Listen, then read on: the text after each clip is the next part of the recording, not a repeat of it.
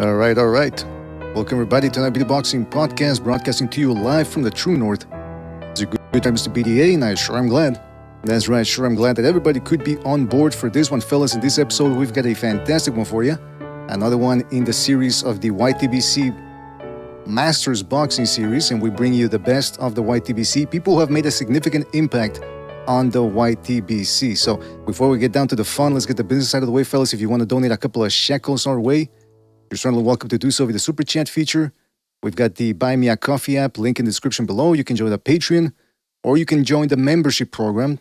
That way you get more bang for your buck. But the most important thing is that you continue to like, you subscribe, and you spread that BDA gospel. Let's give a big shout out to everybody in the chat right now. We got Jaime Raiden, Boxing 9, Lord Blue BM, Eparokua, Double L, JC, Boxing Chief, Eric, Baron Evola, shout out to the Baron, and many more people to come, I'm sure, fellas. Thank you for joining us. Really appreciate it. So as I said in the beginning of this program, this is another edition of the YTBC Master Series, which features content creators who have significantly impacted the YTBC, that is the YouTube boxing community. The past list includes such luminaries as Black and Brown Boxing, Thunderdome Boxing, and IBFP, aka Nuke. And today, we have Eric and Joe, who together make up the Ringside Reporter podcast, and they've been gracious enough to come here, share their time with us, and we're gonna go into how they started their channel, how they got interested in boxing, and to discuss past important events and current ones, because the landscape is currently changing right now in boxing. So we're gonna talk to these guys, pick their brains, and let's see what happens. Let's see, I think I already got him in the studio here. We got Joe and Eric Lorta. Guys, can you hear me? Well, I guess, how do I enter here? Okay, so see, this StreamYard, fellas, you gotta forgive me. It's been a long time since I've used StreamYard, so I forgot that there was a second step. Joe and Eric, can you guys hear me? I can't hear them now. See, that's the interesting thing about StreamYard. It's got its own hijinks there. Can you guys hear me? I can't hear you, Joe. I see you moving there, but I can't hear you. Well, this is fantastic. Never had a problem with that like this before. Hold on, give me 2 seconds here. Is there anything else I have to click here for you guys so I can hear you? Solo layout. I got you're not muted. Eric, can you hear me? Right, but I can't hear you. Well, gosh darn it. This is amazing. Give me 2 seconds here. I gotta figure this out here. 2 seconds. You know what? Let's put up a little bit more music here. I think that's gonna make people fall asleep. Audio. Yeah. Speakers are on. Yeah. I don't get what's going on. Geez, Louis, see, this is fucking StreamYard. I have to include myself in the room and then you guys. They changed that up. Now? Yeah, I can hear you now. Fantastic. The shape up, BD. You're a professional, man. You got 45,000 subscribers. You got to be on top of this. Well, listen, this is right. This is the BD Boxing Arena. You're dealing with. What are we doing? Where are we at here? This is the Boxing Debate Arena. We play it fast and loose over here. You know, in high school, I was voted most likely to die from playing chicken in the highway, and look at me now. I survived. Everyone, 50% of people are dead. Heidegger is dead. Jaeger's dead. All my buddies are dead except me. Last man standing. What do you think about that? But listen. Not bad. It's not bad. I was telling the guys that, okay, this is a YTBC Master Series, all right? So we talk to people who have made a significant impact on the YouTube boxing community, people who have been around and, you know, they know their boxing. And it's people that I listen to. And I listen to you guys. I don't really comment in the chat. I don't leave comments. That's me. I'm just too self-conscious. I don't know what to write. I'm afraid that then people are going to go, hey, fuck you, BD. So I just stay out of it. But I do listen to your show. It's quite entertaining. You guys have a good rapport. Not only is it informative, but, you know, you riff off each other. You riff off the callers. It's an entertaining show. So I want to thank you guys for being here. Really appreciate it. Because I've been meaning to talk to you for a while. And Joe, I've seen you on Twitter a bunch of times, especially lately with the whole UFC Zuffa thing. So I want to talk to you guys, get your thoughts on that as well. But before we start, And I'm not going to ask you about how did you guys get started in boxing, whatever. That's too long. Let's start with how did you guys start the Ringside Reporter YouTube channel? Okay. Oh man, I tell you what, it's been about we said 10 years, right? I guess it's been 10 years. It'll be 10 years this upcoming April. So yeah, just about 10 years. And I think Joe was with us for all but 6 months of it. I think the first 6 months. Started the show back in a while ago. What is it? 2006? Yeah, I guess 2006, 2005, somewhere in there. Right? You know who would know the exact date is Robert. Robbie would know the exact date. I joined in 2016 the show. So that's what it. Yeah. Yeah. So we started, I think, in 2016, but you were probably out maybe in 2015, because if you were doing the show for 6 months before I jumped on. So. Yeah. So you and Robbie started the show in 2015. I came on in April of 2016. Yeah. So yeah, it's been a while, man. And once Joe came on, it just kind of flowed, man. It just kind of comes together. We feed off each other. We've known each other for a long time now. So everything, that you see on the show is kind of commonplace where, I know what he's going to say, before he says it. And I think he knows the same thing about me. He knows when I, say something and go a certain route, he knows what to do, and vice versa. Well, that's interesting. So, okay, so yeah, I assumed that you guys knew each other before actually doing the show. Because how did you guys meet? Through boxing or just in another endeavor? Through the show. Believe it or not, I was working with Robert prior to when we started the show. Robert had told me that Joe was looking for a podcast to do, and I had heard Joe before. And so we talked about it or whatever. We brought him in, and I had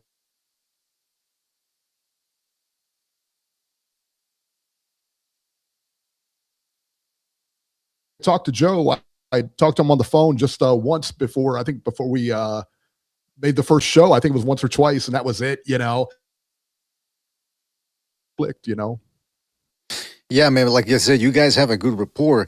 And were you guys on any other type of platform prior to YouTube, like Facebook or anything like that? We have Twitter. We have the Ringside Reporter Twitter. I have my Twitter, Joe Habib, and Ringside. I'm at Ringside 73. Yeah. Yeah, he's at Ringside 73 for Twitter, and the YouTube is Ringside Reporter Live. Right. But if you type in Ringside Reporter in a search, our show's number comes up the first link. Yep. Right. I always forget to put up the channel here on the screen, so I'm showing it to people on YouTube. There you go, Ringside Reporter Live every Sunday, right? Yep. Every Sunday at 6 o'clock. Yeah. Yeah, because I've seen Joe doing his solo show sometimes early in the morning on Saturday, and that's the thing we put up on the thumbnail. Those, yeah. Now, I was obsessing over this. Yeah. I got OCD. So I was obsessing over, what do I put on the thumbnail first? Joe first or Eric first? Kind of like a Lennon-McCartney thing. So you guys don't care, right? Doesn't matter. All right, fantastic. Fantastic. He's the quarterback. I'm the running back. He just hands it to me. All right, that's how you want to do it. But all right, let's start with Joe. Joe, how did you get into boxing? Boxing or boxing YouTube? Not just boxing. Boxing. How did you get into this crazy sport? How did you get interested in it? Oh, because my dad used to watch it. When we used to have those wooden console TVs on the floor. And I remember, I think the first fight I've ever seen that I kind of understood was Larry Holmes versus Ken Norton back in '78. And that was my first fight. And ever since then, I just started watching it. As I got older, I started understanding it more and more.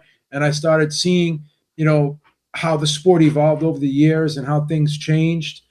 And, how it transitioned from the ABC, NBC, and CBS networks. And I saw it transitioned over to HBO and Showtime. So I just seen the sport and how it evolved and how it transcended over the years. And I just continued to follow it and grow. And I started going to gyms too when I was younger and started training and working out with certain guys. that were pros. Just training with them, but not really, little novice type fights and stuff like that, but never anything really serious. But I was always around it growing up, and being around the gyms, you learn a lot. That's why when you hear people call fighters bums and they insult them and stuff, even though I criticize fighters sometimes, I try to be constructive with my criticism. I don't insult them because I've been in there. I know how hard it is, and I see how hard they work. Yeah, and, I'm going to cut you off right there, Beeb. I'm going to cut you off right there because I'm not going to let you lie to the people. Because and I know that you're the one that called Daniel Dubois a quitter. That's not true. You talk about not scorecard shaming. You talk about not getting on fire. You called Daniel Dubois a quitter, and Daniel Dubois has a voodoo doll of you right now, and he's sticking needles in it as we speak today. When you were so mad when that guy lost. You were so mad when that guy lost after the Joe Joyce fight. You lost money on him. Is that what happened? I think you lost like 5 dimes on him or something stupid. That is not true. Yeah, it is. Yeah, it is. And you called him a quitter. That's what you did. Never. But so I think sometimes when you're in the gym and you actually do it a little bit, even though you're not at the level of a fighter, when you experience it and if you break a rib or you break a nose, I've broken a rib, broken a nose, and I've seen, I know how it feels, because there's been times when I would go in there with guys that were pros, just mess around with them, and they're not even going full speed, and they can really hurt you. It's a good point. It really humbles you when you get in there in the ring. Not even necessarily a professional. Sometimes even just a high level amateur, and you go, holy smokes! I mean, this is a difficult sport. Yeah. You got to give it up to them. All right, so that's an interesting backstory. Just remind me, what fight was it, Joe? Did you said Ken Norton versus whom? The first fight I ever watched was Ken Norton versus Larry Holmes. Okay, that's a classic right there. Eric, how about you? First fight I remember watching, it's the one that sticks out. I don't know if it was my very first fight, but we actually just talked about this the other day. Ali versus Larry Holmes was the first one I remember. That was the first pay-per-view I remember buying. It was like one of those. It wasn't even, we didn't even have cable back then. It was like one channel. It was like a premium channel or whatever that you could pay for, and then they were actually you can order the fight through them. So that was the first one, and but I had watched it ever since I can remember. So Larry Holmes versus Muhammad Ali, that didn't turn you off the sport. No, no. But I had heard everybody was talking. I had never seen Ali fight. That was the first time I'm seeing Ali fight. I had never seen him fight before then.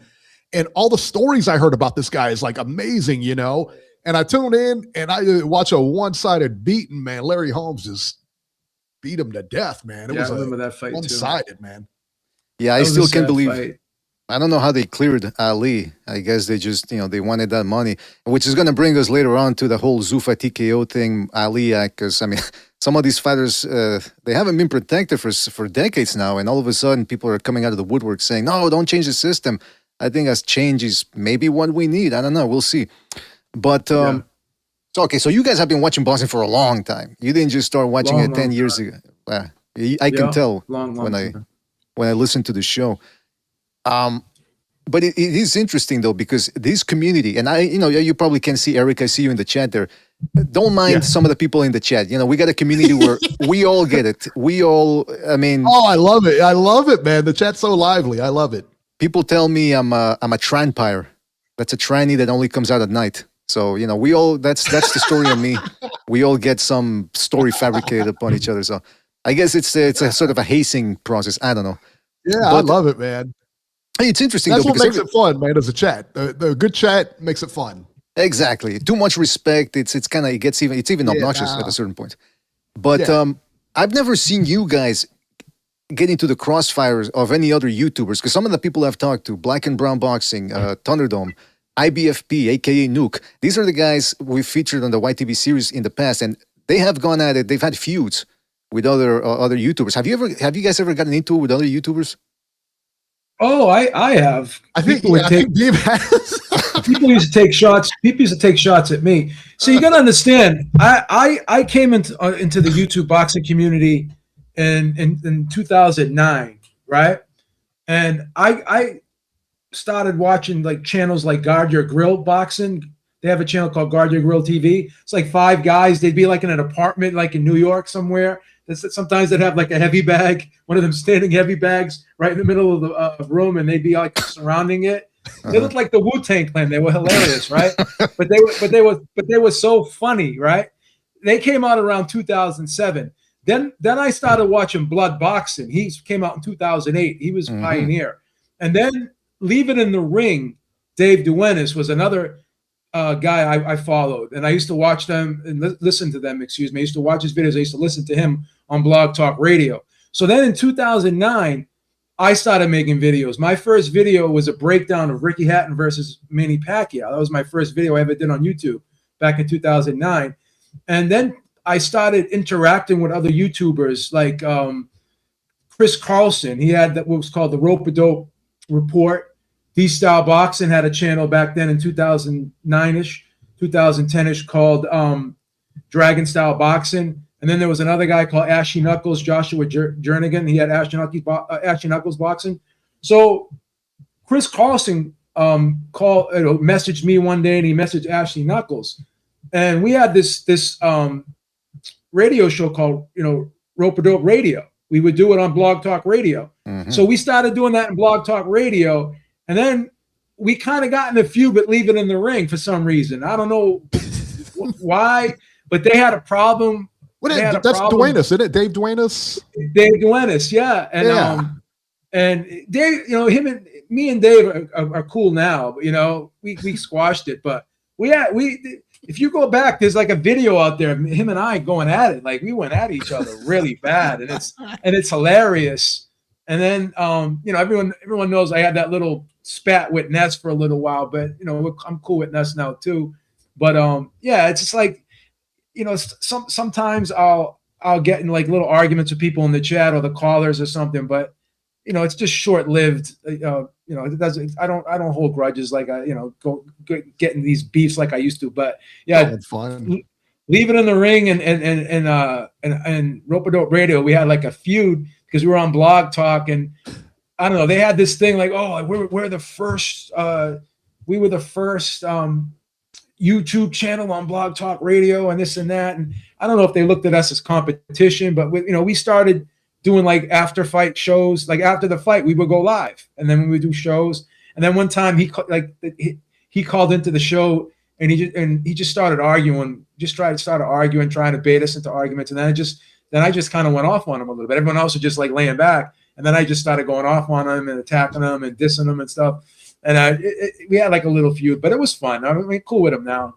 I'm cool with everyone now, but we used to have these battles before. It was kind of corny, like because it was competitive, but a lot of people back then I was kind of cool with. I used to collaborate with, like even Carcino. I don't know if you remember Carcino. You know that guy Carcino? Kevin Davis. Sounds familiar. Yeah, I used to collab with him. There's another guy called Sean. I used to collaborate with Sean Craddock. I used to collaborate with him and Carcino. I used to collaborate with D-Style. There's guys that like Overlord Krull, Strike Hearts. There's like these channels from 2009, 2010 you probably never even heard of. Right. And I've been around for a long time. So then I started doing that show Rope-a-Dope Radio with Chris Carlson and Ashy Knuckles, and then D-Style came on, and then JR came on, and Julian Foster came on. So then we had like 5 members. So then we would do like the show on Wednesday, and then we would do like after fight shows on Saturday. D-Style, me, and Julian Foster. So yeah, I was on Blog Talk for a long time, since like 2009, and even Eric and I were on Blog Talk, and Ness with the boxing was on Blog Talk until they shut down, and then we had to go another route. But yeah, I've been in it for a long time. But back then it was hilarious. But now it's like everyone just beefs with everyone because it's like people just get so emotionally vested in these fighters, and Eric and I talk about this all the time. Like you got people who are root for promoters, root for sanctioning bodies. Right. We used to just care about the fighters back then. Like these guys are like groupies now. Like they like who cares about the promoters? Like I'll criticize a promoter. Like I'm constantly criticizing promoters, but like no one watches a sport. Like when people watch football, no one cares what channel it's on. They just care about the game. Like boxing, like you got these fans, oh, when Showtime versus HBO, PBC versus this, who cares who's promoting the fight? As long as the fight is good, that's all I care about. Oh, well, the Zone's way better than Amazon. Oh, Zuffa sucks. It's like, bro, as long as you're giving me a good product and I'm getting value for dollar, I'm a fan. People say, oh, well, you know, you're this, you're that. I'm just a fan. I'm a fan that makes videos. That's it. It's a very sensible take right there. Eric, what are your thoughts on that? No, I agree. We've seen a lot of this, especially Canelo. People that, you know, you got fighters that trigger people. Canelo's one. Floyd Mayweather is definitely one. I think you're going to have like Shakur will probably be one because I think he's, you know, him, Devin Haney, those guys are going to be like the next kind of superstars to step up. And the biggest one, remember PBC a few years ago with PBC, and you know, you'd have like Canelo would fight like a nobody, or Floyd would fight a nobody, and they would still back Floyd, you know, and we would call that out and say, hey, you know, I don't like the fight. Well, you're just jealous of Floyd.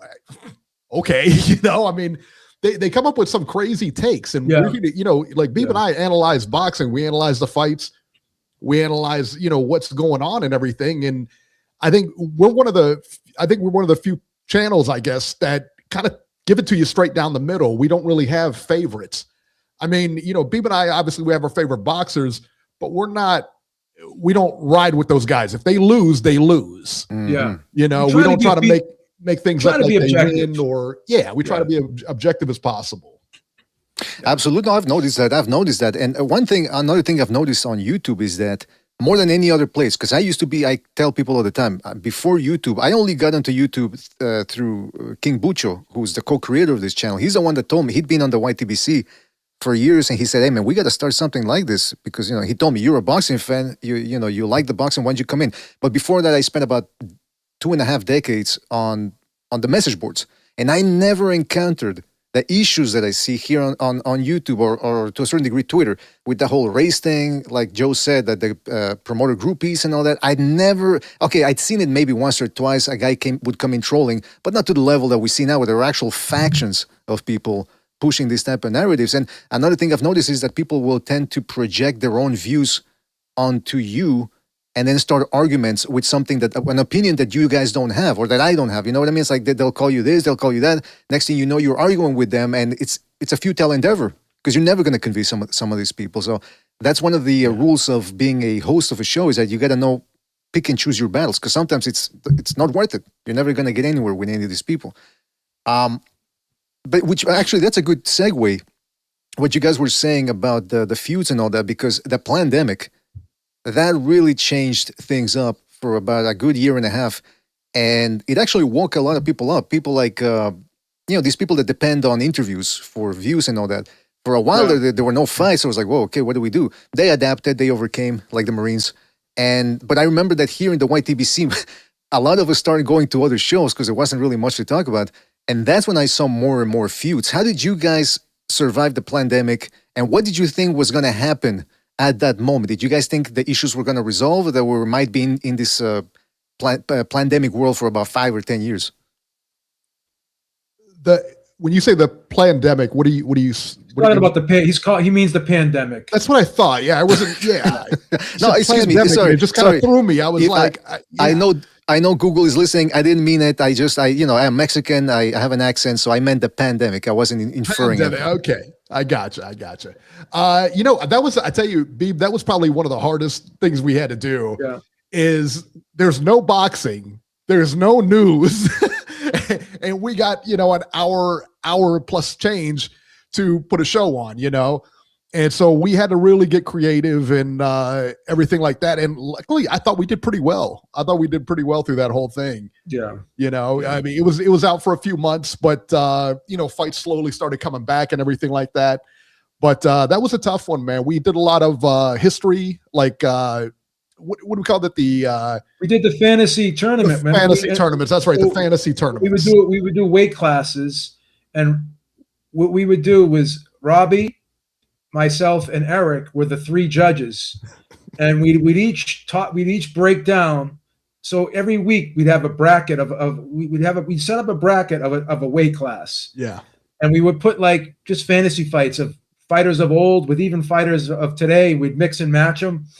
And we'd do like the welterweights, the lightweights, or whatever.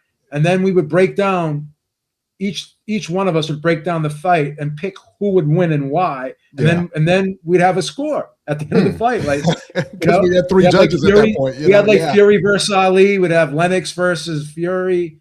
So we would just do tournaments like that. Heavyweights, whatever. All 17 weight classes we did the tournament for. It was hilarious.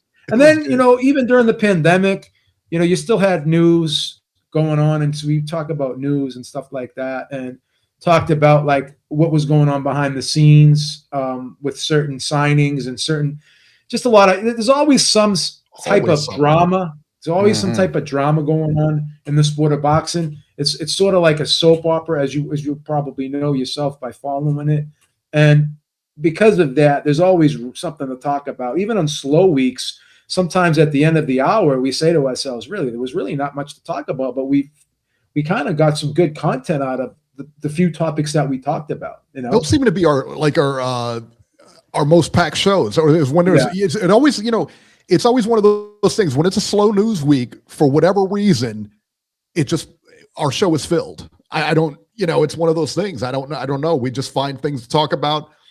And, like I said, with the chat or whatever, somebody will bring up a topic. You can cross off into that topic and everything like that.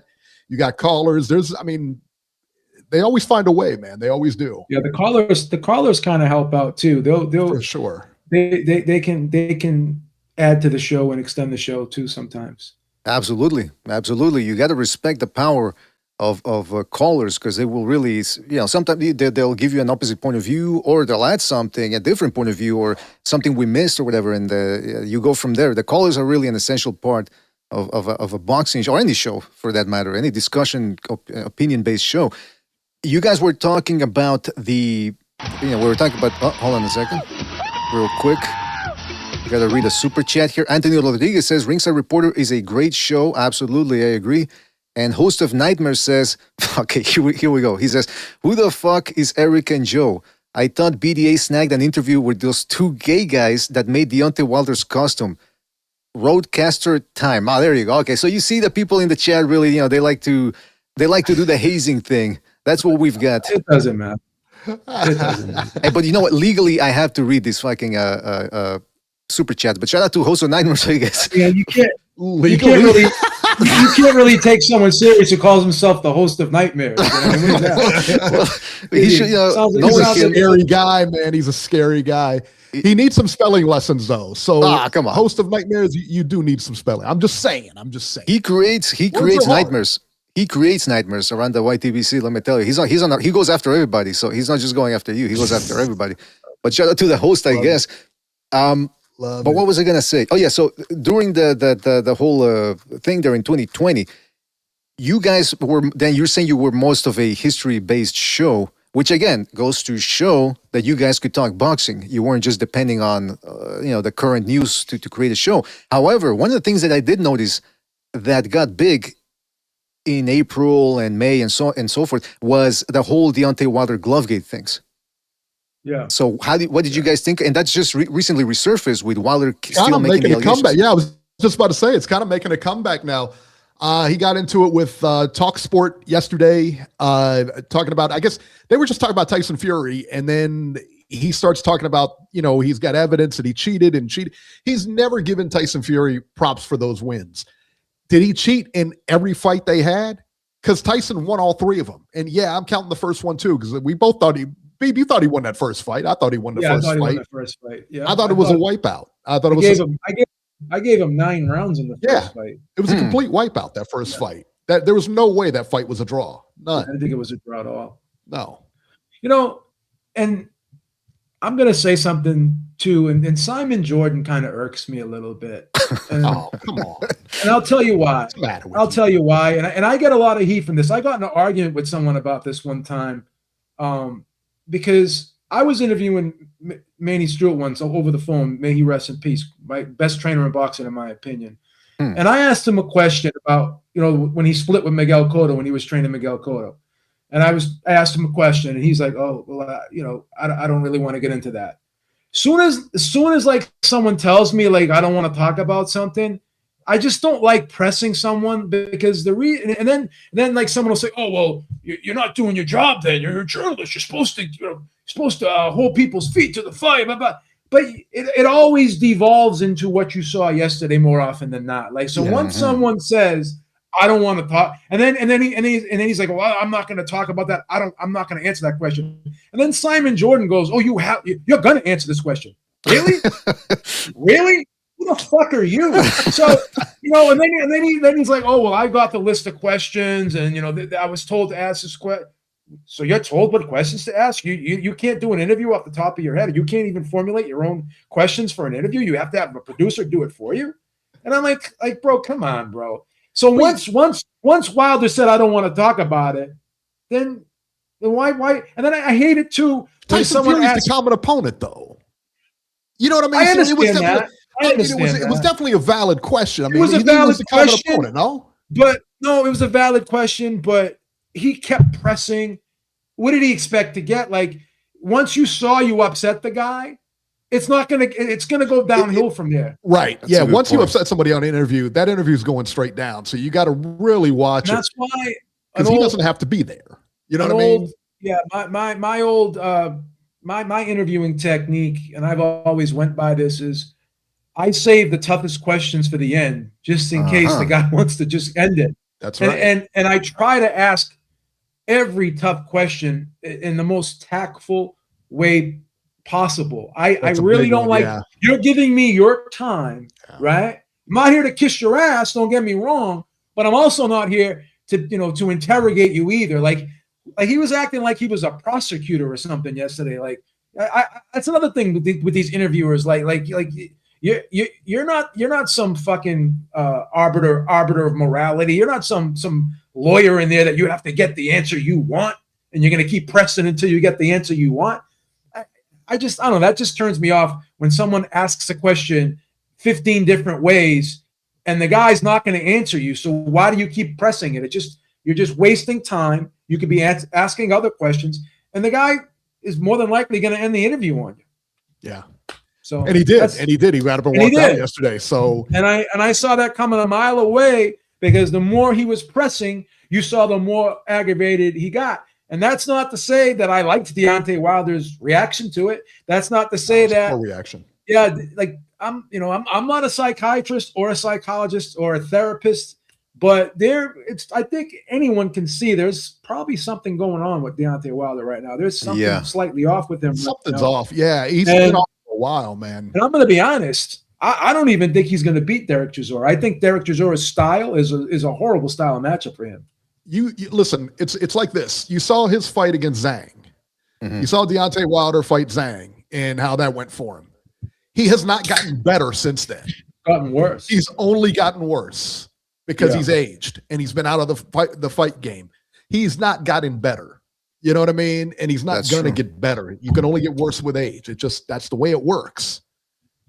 Absolutely. And as far as the glove gate, I'll tell you, and the glove gate thing really bothers me because there is no evidence. I'm talking zero evidence. He says he has proof. He has nothing. Because if that was the case, Tyson Fury would have been sued already. All right. The commission checked his gloves. Wilder's handlers checked the gloves. And if they miss something, that's on them. That's absolutely correct. Yeah. And to go back to what Joe was saying about the reporter, what's his name again? The British dude? Simon Jordan. Yeah. Simon Jordan. He's not one of my favorites. Well, I thought you were going to say he wasn't your favorite because of the way he dresses. That would have been my go-to thing. He looks like he's pretending to be a sociology professor or something. But you know what it is, though? This new generation, right? This new generation of interviewers, what they like to do is they like to be the focal point. It's not about the story. It's about me. I'm going to be like the investigative reporter who has the tough questions. And on the one hand, I appreciate him asking Wilder about it because what Wilder keeps saying, that's a serious accusation. And very few guys out there actually are pushing him and for pressing him for answers. But like Joe said, okay, once you see he's not going to answer the question, why do you keep pushing? The only reason I can fathom why he would do that is because he wanted to get that reaction. He wanted to, get clicks, ratings, whatever. And that's the modern state Can I of say TV. something else? Can I say something else too?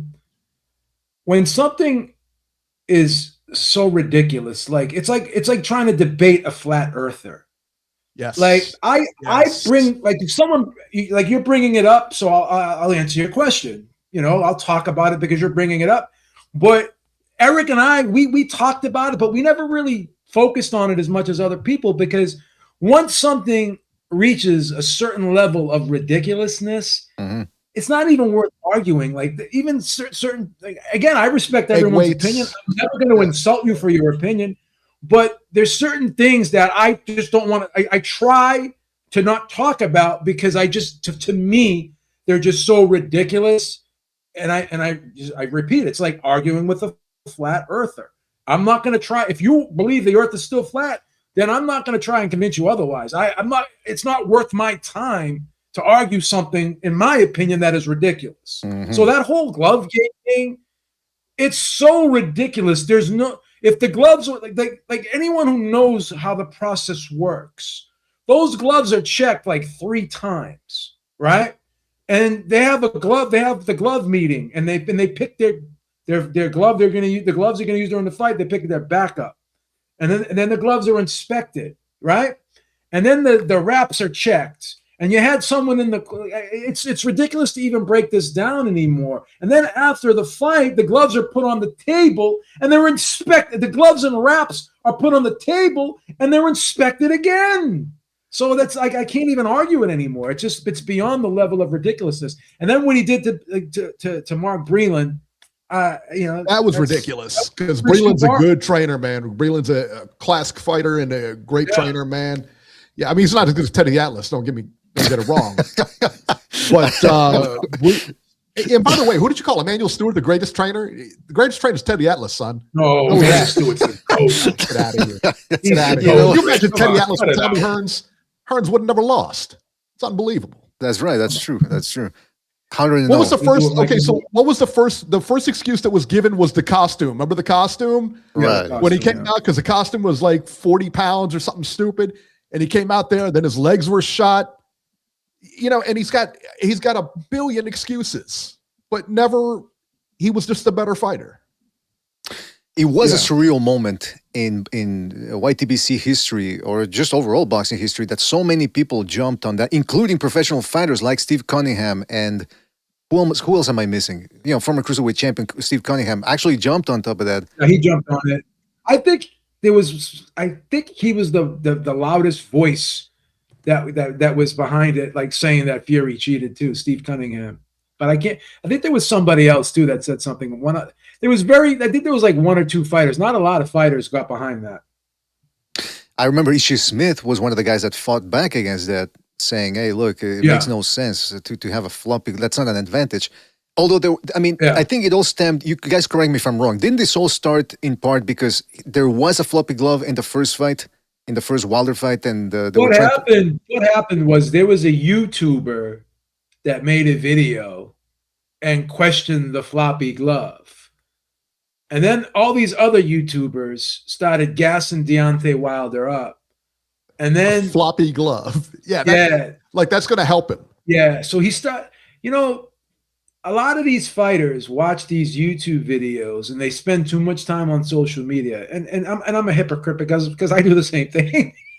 But here's the thing, like I can compartmentalize what's real and what's not real. Like you know what I mean? I can get in heated arguments with people. I can get in back and forth even with the keyboard and this and that. But then I say to myself, look, you're an idiot. You're going back and forth with goofballs. That's your problem. It's not their problem. You're the one that's engaging in this ridiculousness yourself. Mm-hmm. So, sometimes you got to just look at it that way. But Deontay Wilder was created as this mythical figure by, I'm going to say it, the LDBC. Right? Oh, wait a minute. They created. He was their god, and he started believing it. That was a big one too, because as soon as that went down, that's when the transformation took place. You interviewed him. You interviewed him a long time ago. Yeah. I interviewed him on the Boxing Voice a long time ago. He was never that character. Like, he became a character and it was a product of, you know, the people online. They created this character like he was this god, and he started believing it. And don't get me wrong, I have nothing against Deontay Wilder, because I always go back to the beginning of how he started. And deep down inside, I think that's the guy who he really is. What we're seeing right now is not, I don't think is the real Deontay Wilder. I think this is like a guy who's in pain right now, and something's going on, and he's having a hard time dealing with it, in my opinion. Again, not a psychiatrist, just my perception. I met Deontay probably around his 6th or 7th pro fight. It was here in Cincinnati, and I went down there and met him after the fight. I talked to his manager and then met him after the fight. The nicest, just a super nice guy. Yeah, he was not like I mean, this. one of the nicest guys you can imagine, man. And then even in the interview, when we interviewed him and stuff like that, he was just a great guy, man. Really was. And it's weird to talk to him then and to see him now. And it could just be more performative. Maybe he's just selling the fight. I don't know. Definitely could be that. Definitely could be that. Yeah. I do wonder, you guys think it could be some form of CTE? Because he's taking some wallops from big guys. Very It's possible. Very possible. Yeah, it's very possible. Very possible. Well, he also did ayahuasca. And I don't know, they say that certain people shouldn't do that because it could amplify certain things that are already there, especially people who are schizophrenic or whatever. But it is interesting. You brought up the fact that Deontay Wilder was the king of a lot of these YouTubers. In fact, they would actually refer to him as king. In my world, there's only one king, and that's Elvis Presley. But nevertheless, these people really venerated Deontay Wilder. But he never was that big an attraction. Why do you guys think that is? No, he wouldn't even. I mean, didn't he fight in Alabama and he couldn't even sell it out? I don't think the arena was sold out, because if it was, think about it. I mean, Crawford fights in Nebraska at times, you know, through his career. He fought in Nebraska and sold that place out every time. He couldn't sell out, you know, Alabama. So, yeah, I mean, I don't know. He was never really, he wasn't really a big attraction, and he should have been, because he had personality, he had power. He had that Tyson power. He's got a great personality, man. But you never know who's going to make it and who's not. You know, I always go back to Hank Lundy. Hank Lundy was just a great character, man. He was awesome, just a super great guy, charisma, could fight, and never really made it, you know, never really made it to the big time anyway. You know, I mean, sure, he had some fights and everything. I get it, but he was never a superstar. Yeah. You said it. You said it. The punching power and very talkative. That's right there. That's good enough to become a somewhat of a star. I don't know. Was it the PBC not knowing what they were doing with him? Should he have stayed with Golden Boy? What could he have done? Well, I don't know. PBC had. I think PBC had a lot to do with it, because you know, if everybody that went to PBC, and Beeb, you can back me up on this, from Danny Garcia, that you all had really good fighters in there that fought once a year, or once every blue moon, or maybe even you know, twice a year at most. But you would see them, and then you wouldn't see them, and then you'd see them, but then they were fighting a lot lesser opposition than they should have been. For as many guys as they had in that promotion, there's no reason we shouldn't have saw the best fighting the best, and we never did. That's right. Well, that brings up an interesting point, because we were having that discussion yesterday, because the media is really trying to give Shakur Stevenson a bump. They're calling him some people are even referring to it in the media, the Shakur Stevenson era, which is kind of disrespectful when there's people ahead of him. But nevertheless, that's the way the media operates. You know, they thrive on having to hype someone up so they can have something to write about. But nevertheless, it does bring up the interesting question: what makes a star? You know, would you guys agree that you have to have competition around to fight the best, and so that people keep coming back to watch? I think that helps. I think that definitely helps.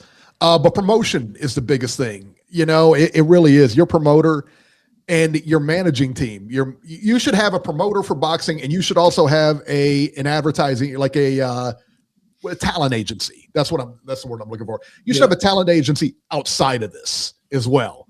Floyd Mayweather, when he got that talent agency, that's when you started to see differences. You know what I mean? When he goes on Dancing with the Stars, and when he goes on this and he does that, that's what you have to start seeing. You know, stay off the sports talk.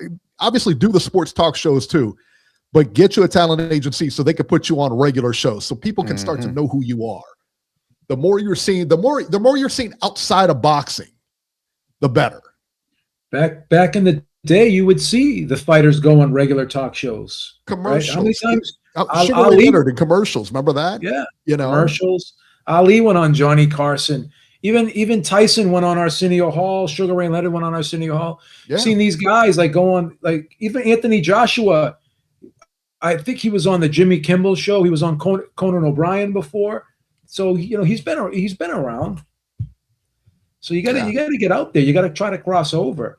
Shakur is going to be. I mean, I think Shakur may be a tough one because he's not, as polished as like say a Sugar Ray or a De La Hoya. Yeah. Those guys, when you talk to him, like De La Hoya, we knew when he was an amateur, he was going to be a star. He had the looks, he had the charisma, and he could fight. And the same thing with Sugar Ray Leonard.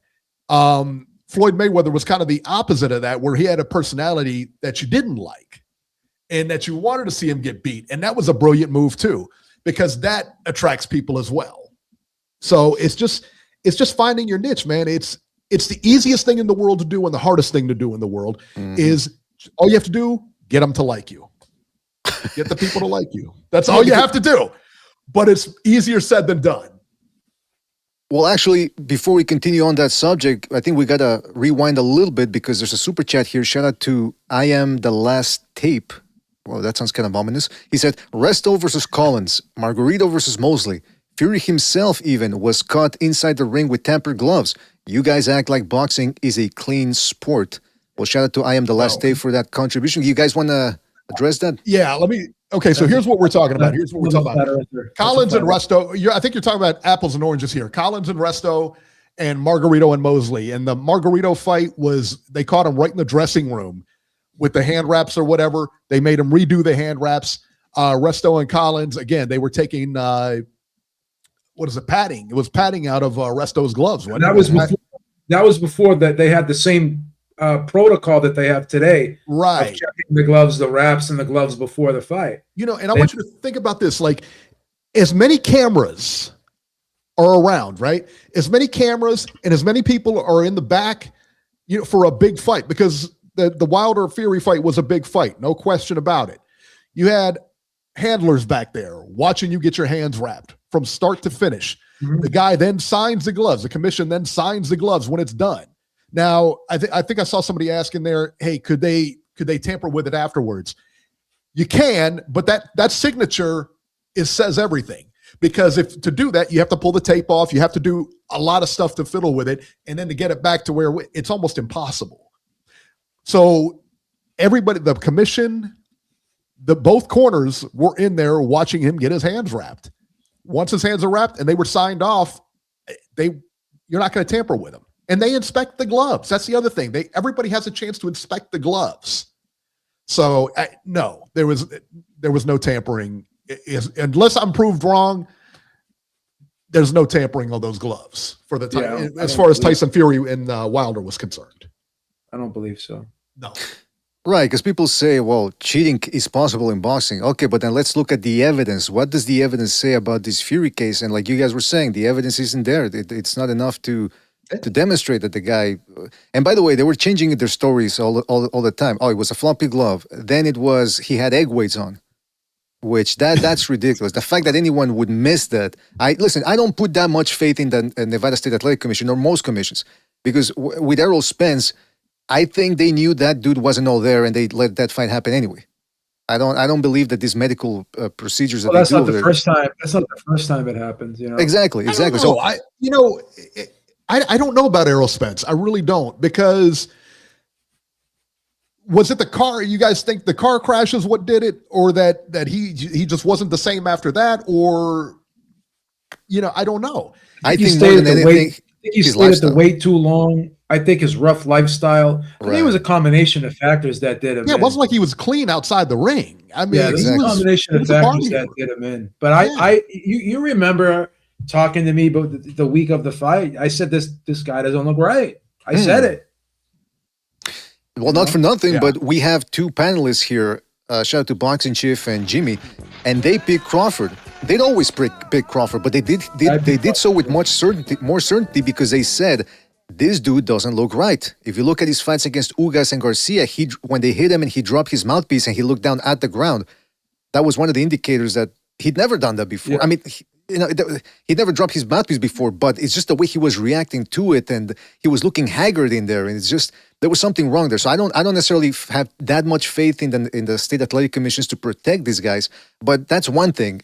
Overlooking something is one thing, but loaded gloves, that is a serious thing that could get them sued up the wazoo. So I don't think they'd even be willing to take that risk. Sure. And just backtracking to Earl Spence, the other thing we got to think about too is after that car crash, like his competition went up, right? He had better competition in there. Plus you had, Crawford, who now we know is the best fighter on the planet, or was anyway before he retired. But you had Crawford in there. Crawford can make you look bad. I don't know. And a lot of people said, well, I picked Spence before the fight. I thought Spence was going to win. But it's just one of those things, man. You don't ever know. I think it's unfair to say that Spence isn't the same, because we don't know what that is. You know what I mean? Mm-hmm. He was fine before everything, but the thing that really, was the car crash, and then he was losing. He looked like he missed a step or whatever. It could have been damage from that car crash. Who knows?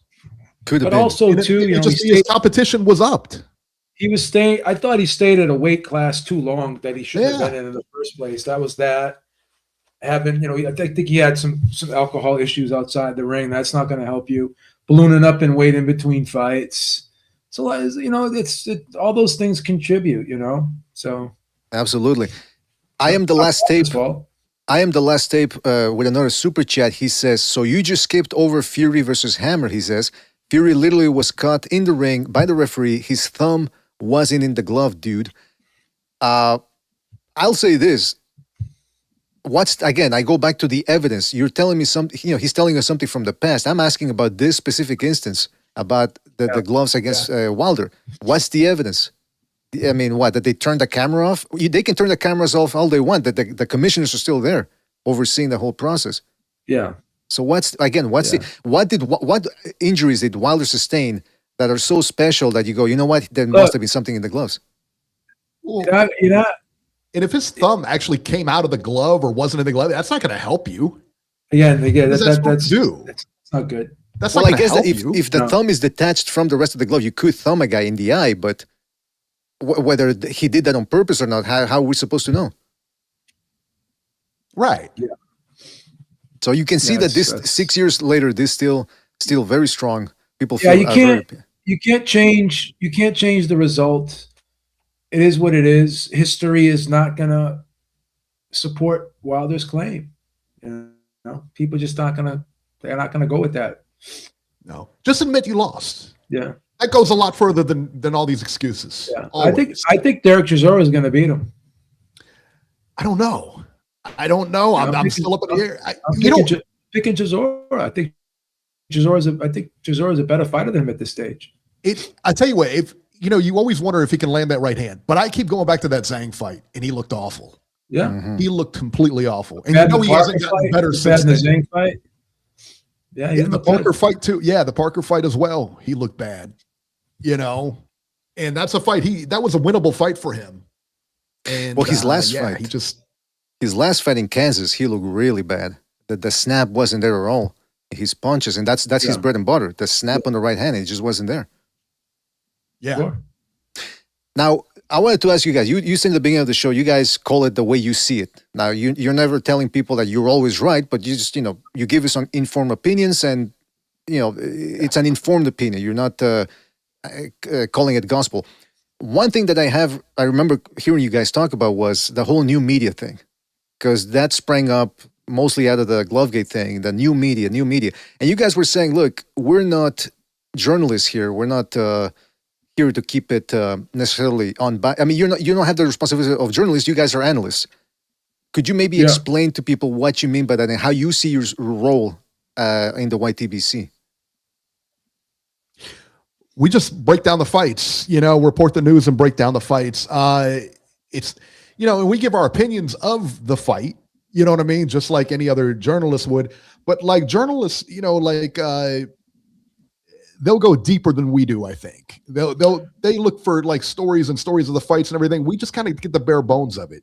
We're not report the facts. we're not breaking news. We're not doing, we do research on things, but when a fight is announced or there's news that comes out, we give our opinion on it. So that's what an analyst is. Yeah. You know, we're not going into locker rooms. We're not. I mean, we interview fighters once in a while, but it's not our job to do what Dan Raphael does because we don't have his connections. So we're not going to do what he does. But we take the news, we take whatever breaks, and we give our opinion on it. So we're analyzing, the information that's being given to us, and we're giving our opinion on it. And we're just try to be objective about it, try to be fair about it, try to be consistent. And there's times when I'll even say, well, I have a bias here, but if I'm being objective, this is what I think. I'll openly say that. Like every time Tank Davis fights, I root for him to lose. I don't like him, but I'll score the fight objectively. I'll say he's a good fighter, but I don't like him, so I root for him to lose every time.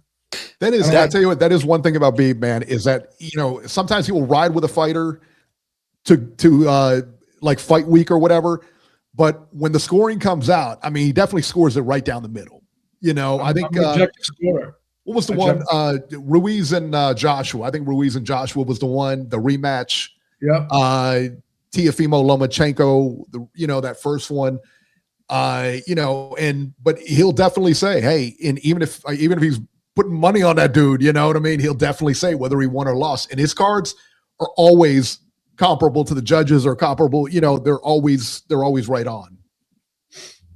That's the way I do it too. It's like, look, there's a lot of guys that I don't like their character, and so I root against them, but I can differentiate from that to, okay, this guy's a good fighter or this guy won the fight. Some people don't do that. I've had some people say, I've asked him, why do you root for this guy? He's generally a piece of trash. And they go, well, he's a good fighter. And I go, that's for me is hard to wrap my mind around because some of these dudes aren't even entertaining in the ring. So why would you root for them? But I mean, I guess everybody likes what they like, but it's just, I'm with Joe. I can't root for a guy that I dislike. I can agree that he's good and I can agree if he won a fight or not, but I just can't do it. I can't root for noxious characters. It's tough. I mean, like he just mentioned Gervonta Davis, and that's a tough one because he's an exciting fighter and you like watching him fight and everything, but then you hear about all this stuff he does, outside the ring, and stuff like that. And you can't get behind that, man. I never liked Floyd Mayweather either, but this whole thing about, people would always criticize him and say he wasn't a good fighter and, he ducked this guy, he ducked that guy.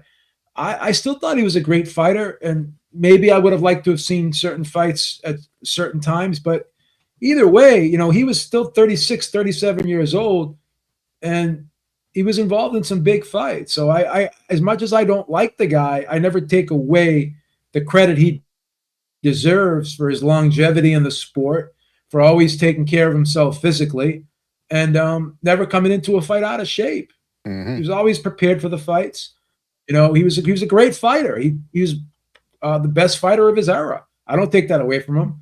But if you told me, hey, you're going to meet Floyd Mayweather today and you're going to talk to him for an hour, I don't think I could sit in a room with him for an hour. I wouldn't be able to have a good conversation with him. I'd rather talk to someone like Terrence Crawford, to be honest with you. And we've interviewed Floyd too, and he's very guarded. Everything he says, he's so guarded, and he's very media savvy anyway. But he's very guarded in what he says and he's very guarded. You won't get a straight answer out of him. Yeah, you're not going to get anything authentic out of that guy. He's basically going to give you, predetermined answers that he's already come up with in his head. He's going to just keep recycling his certain phrases. He's media savvy. He's the one, and like I said, he's the one who got the talent agency, and you could tell because that's the first thing he teach you is how to deal with the media. Yeah. I remember Howard Stern interviewed him. I don't like the guy. Yeah, Howard Stern interviewed him in 2009, I want to say, or early 2010s, and it was one of the most boring interviews I'd ever seen on the program because, like you said, he just won't answer a question. Stern is trying to probe and prod and try to get something out of him. It was just there's something happened with that dude. Mayweather too. You gotta we just look at him now and say, what an annoying guy. But also he had a rough childhood, and so he probably put up a bunch of barriers around him, and that's why he is the way he is. But when did you guys interview him, by the way? I never that was for interviewed the him. Bronner. Who was Bronner fighting? He was fighting at the Cintas Center here in Cincinnati. The guy from Chicago, Adrian, was it Adrian Granados? Granados, right? Yeah, Adrian Granados. Yeah. And Floyd was here with him. Yeah. So I went to the presser or whatever. Floyd was here with him, and then we interviewed him right there. So. And he just, you couldn't get much out of him. No, you couldn't. I mean, like I said, man, he, you'd ask him a question and he'll deflect. And this is when him and Tank were at odds when Tank was with, and I talked to him about that. And I tried to ask him questions about that. Oh, no, we're fine. You don't have to worry about that. No, we're fine. And I mean, we had read all the stories we had seen, it's like, what's going on. But again, he won't give you anything. He only gives you what he wants to give you.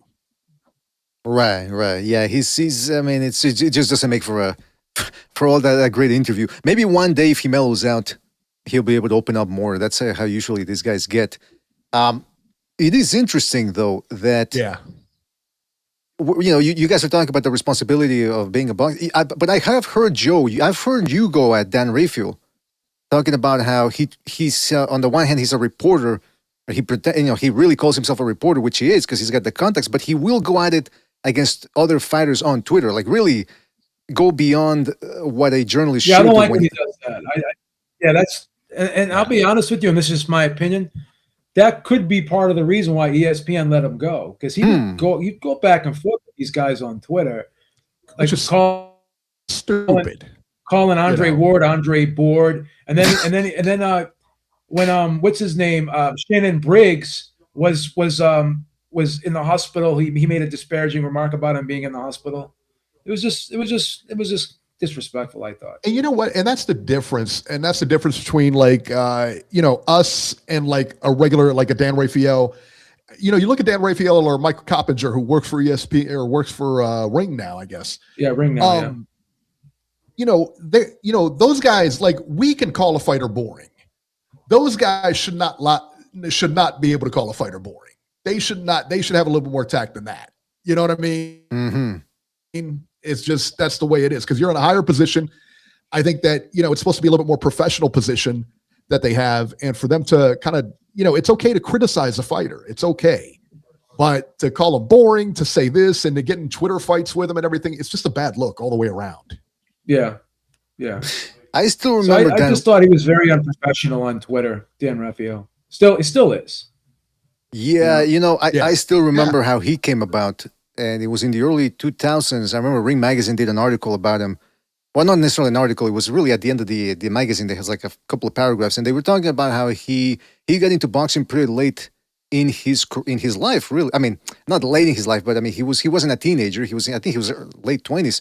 And I think that's when he started with USA Today, back when they actually covered boxing. And he got a connection. He started in 2005. I think he started in 2005. I think it was earlier. I don't recall the exact date, but he said that he had a contact that would send him tapes from all over the world. So he had that advantage pre-YouTube and pre-streaming services where you couldn't really watch many fights from Europe or Japan or whatever.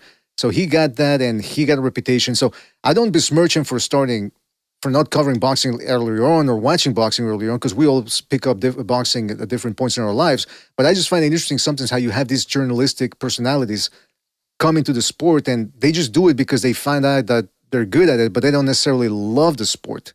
It's a job for them. Kind of like Ariel Helwani. What are your thoughts on Ariel Helwani? Because I do. Yeah, I'm not a big fan of Ariel Helwani either because he's come on. He's too biased. He's too biased. Oh, stop it. And he's very inconsistent. And he just says, and then when he's interviewing people, like he's too much of a fanboy too. Like you got to be professional when you're interviewing people. Just hating on him. You're just hating on him for no reason. Just hating on him for no reason. Lots of reasons. Ariel's awesome, man. I love watching his interviews. I think he's good. I like Ariel a lot. He breaks news too. Yeah, I don't like Ariel. You don't like him. You don't like Teddy Atlas. You don't like anybody. I don't like these kiss asses. You don't like women's boxing. You don't like anything. Love malcontent. Well, I'm not a huge fan of women's boxing, but I'll watch it. God. And why is that though? I like Katie Taylor. I like Katie Taylor too. I've tried to articulate why. We like.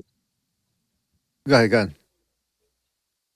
we like certain fighters, but I'm going to be honest with you. I think some people that talk about women's boxing, they really don't like it. They really don't like it either. Like they just kind of pretend they like it because they want to be politically correct. Yeah. I mean, I don't hate it, but there's only certain, like I like Michaela Mayer. I used to like Tasha Jonas. I like Katie Taylor. There's certain fighters that I could watch, but overall, I have a hard time watching a card of women's boxing. It's just not. There's no way I could watch a whole card. It's not the same as men. No, I'm just being honest. Like and you know what, the 3-minute rounds, and you know what really bothers is the 2-minute rounds. You have 3-minute rounds in the amateurs, by the way. In the Olympics, women box 3 minutes. They come to the pros and they box 2 minutes. What sense does that make? And it's you know what it's like? It's like watching the NFL and then watching like the what is that, the USFL or whatever. What is that extra, that spring league or whatever they have? What is that, Beeb? What is XFL? Was it the XFL or whatever it was? The WNBA too. But it's like comparing the NFL, it's just comparing the NFL to the XFL. I know what you're talking about. Yeah. It's not as good. It's just not. It's just bad boxing. That's all it is. Yeah, I've tried to, I agree with you because I've tried to articulate why I am not a fan of women's boxing either. I mean, I'll say this. I've watched women's boxing and I've gotten into it when I'm watching it live. But that's mostly because it's from like a girl from my gym that I know and she'll fight. You know this person, you watch them train, so you're a little bit more invested in it. But I have tried watching women's boxing. It's not boring, but it's not the most engaging thing for me. But I do respect women's boxing because they train just as hard. Well, maybe not just as hard, but I mean, they put on a good effort, a solid effort. They train hard. I'm not going to. Yeah, they train hard. They put in. I'm sure they train just as hard as the men. I'm just talking. And then they box for 20 minutes and calls themselves a champion. So, yeah. Right. I just and Eric made me less of a fan of women's boxing over time because he's kind of influenced my decision a lot. Because I'll be honest with you, but when he talks about it and he says why he doesn't like it, and I say to myself, kind of right. Everything he's saying about it is right. Like really, when he criticizes how this isn't the same 2-minute rounds. These girls, there's no knockouts. These girls can't really punch. Like, and then when you look at the weight classes, like Clarissa Shields there's only like 20 women in there. Right. Every point he makes to me, I can't refute. So then I just started saying, you know what? Maybe I don't really like women's boxing as much as I say I do, and I'm just trying to like be politically correct myself. I said, so it's not like I hate it, but I just see other people talk about it, and it's like, come on, it's not really what you're saying it is. You're trying to oversell it a little bit. You know what I mean? Yeah. Like, that's just how I think. Well, again, listen, you're talking to a guy. You fight for 20 minutes and you call yourself a champion. Like Alicia Bumgarner, like she's okay, but I don't really enjoy watching her fight. No. There's only a handful of I really like watching Michaela Mayer. I used to like watching Tasha Jonas. I used to like watching Delphine Persoon. Katie Taylor, I'm a big fan of. So I like certain fighters, but it's only like a handful. You know what I mean? I can't watch every fighter. I don't like watching Clarissa Shields fight. I really don't. I like watching her talk. I mean, I think she's just a solid personality. No. She's just super. Let me tell you, I would love to be friends with her in real life. But in all seriousness here, do you guys really think though that is it's politically it's because of political correctness? Because it's 2026. I think that the society is starting to move away a little bit from the mega political correctness from the 2010s. You still have people who just don't want to rock the boat a little. You still have people that kind of want to hold the line. You're always going to have that, and that's fine. I mean, if you're a big fan of it, hey, go watch it, man. I always tell people I always say this. I'll say in my opinion what I think of something, or even if it's a pay-per-view or the quality of the fight, if it's worth this, worth that, like, and you decide. You're the one spending the money. You're the one that's taking the time out of your day to watch something. Who gives a fuck what I think? Uh-huh. But when I'm on my show, it's an opinion show. I'm going to give my opinion. Yeah, because I was going to say, you're talking to a guy who used to collect shortwave radios. So I'm never gonna judge somebody for what they like. I mean, it's No, I don't judge anyone for what they Yeah. like. Not at all. who am I kidding? I still collect them. But anyway, the point I is still that read comic books, and I'm 56 and I still watch cartoons. I don't give a shit. well, do you watch like the Japanese erotic ones or like actual superhero cartoons? I've watched them before. I still watch. I'll still watch. I go on Boomerang. I'll still watch Tom and Jerry Flintstones once in a while when I feel like it. There you go. I like to watch like the. Don't like you feel to like watch- Jerry's a jerk now that you're older? Like in Tom and Jerry, like Jerry's Yeah. kind of a jerk now, isn't he? Yeah. Well, Jerry was I a watched rat, some right? of the Japanese, like that Japanese show Solo Leveling. I watched that. Yeah, Man, I I don't watch know the what that is. cartoons. That one, I don't know. Castlevania cartoons. I watch the Avengers cartoons. I watch sometimes. I don't You watch care. cartoons on Brazzers too. Whether I never do that. what I heard. That's what I heard, man. That's what they've been saying. That's defamation. Well, I guess at the end of the day, people can like what they like. Defamation. Yeah, at the end of the Can't day, do that. people can like what they like. There's no harm in that. I tell you what, there might be Absolutely. the big discussion about harm, however, comes right now in the fray of Zuffa TKO. These people are coming in, they're getting people riled up. I know you guys have talked about it, but if you just like to reiterate your opinions on it, what do you guys think about Zuffa TKO coming into the boxing world? Love it. I mean, you can't say enough about it. I mean, look what he did in the UFC. I've always said this when the UFC, if boxing could be like the UFC, it would be perfect because you have one promoter, one organization. You have, look at what the WBC did to Shakur. They just stripped him today, I guess it was, stripped him of his title, or today or yesterday or one of those things. You don't really have that in the UFC. You have it, it's like you have the top guys are fighting the top guys. You've never seen a fight. You've never not seen a fight in the UFC that people wanted to see, right? Daniel Cormier, John Jones, Conor McGregor, and Nurmagomedov. Magomedov, yeah. Yeah. So yeah, you always see the fights. You always see the big fights, and in boxing, you'll have to wait years for it if it even happens. And why not let another person in? Why not try a different way? Because what you're doing isn't working. Yeah. Competition always makes things better. Yeah. And I've said this before, and I think the promoters are a little bit upset because they know Turkey Al-Ashik is behind this. So Eddie Hearn is acting like the jealous girlfriend, in my opinion, because a lot of that money that Eddie was getting to finance his fights, maybe he's concerned that Turkey Al-Ashik will reallocate that to Zuffa Boxing because he's already invested in Zuffa Boxing, and now they're talking about Dana White possibly promoting Fury versus Joshua later in the year. So I think Eddie Hearn's a little bit jealous. And another thing too is a lot of these undercard fighters, the 6 to 8 round guys that you see that are hanging around gyms, sitting waiting by the phone to get called up to get put on these undercards. These guys are going to be in Zuffa Boxing now, a lot of them, and they're going to be getting a regular schedule. They're going to be getting, fights very frequently, and they're going to be getting a higher pay than they normally did. And that's the beauty of not having a pay structure like boxing does, where it's so top heavy. I made a post today about when Sugar Ray Leonard first fought Tommy Hearns, and Sugar Ray Leonard got $8 million and Tommy Hearns got like $5 million. So that would be like the combined purse of $13 million would be like $40 million today. Juxtapose that with what Crawford and Canelo got in last November, $200 million reportedly in purses. So the sport has not gotten better over the years. And this, I blame part of this on Floyd Mayweather, not him personally, but that's the Floyd Mayweather era.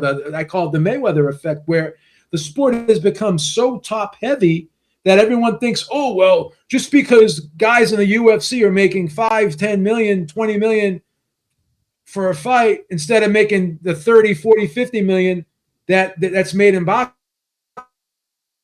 But if you look at the the mid-level to lower level card guys, those guys are getting paid more than the mid to lower level guys in boxing. And even Robert Garcia said that. Like, there's guys that are 6-8 round fighters that have fought on other shows, and Zuffa paid them 3-4 times the amount. So another thing too is you're going to always be on a broadcast platform too if you sign with Zuffa. You're going to have access to training expenses, dietary needs. Your insurance starts right when your training camp starts, as opposed to boxing, you're only covered the night of the fight. So there's a lot of things that Zuffa is giving guys who are mid to lower level guys, right? Just the regular guys who aren't superstars. The superstars who are getting these astronomical amounts of money, they're taking away from them from the 6 to 8 round fighters. Mm-hmm.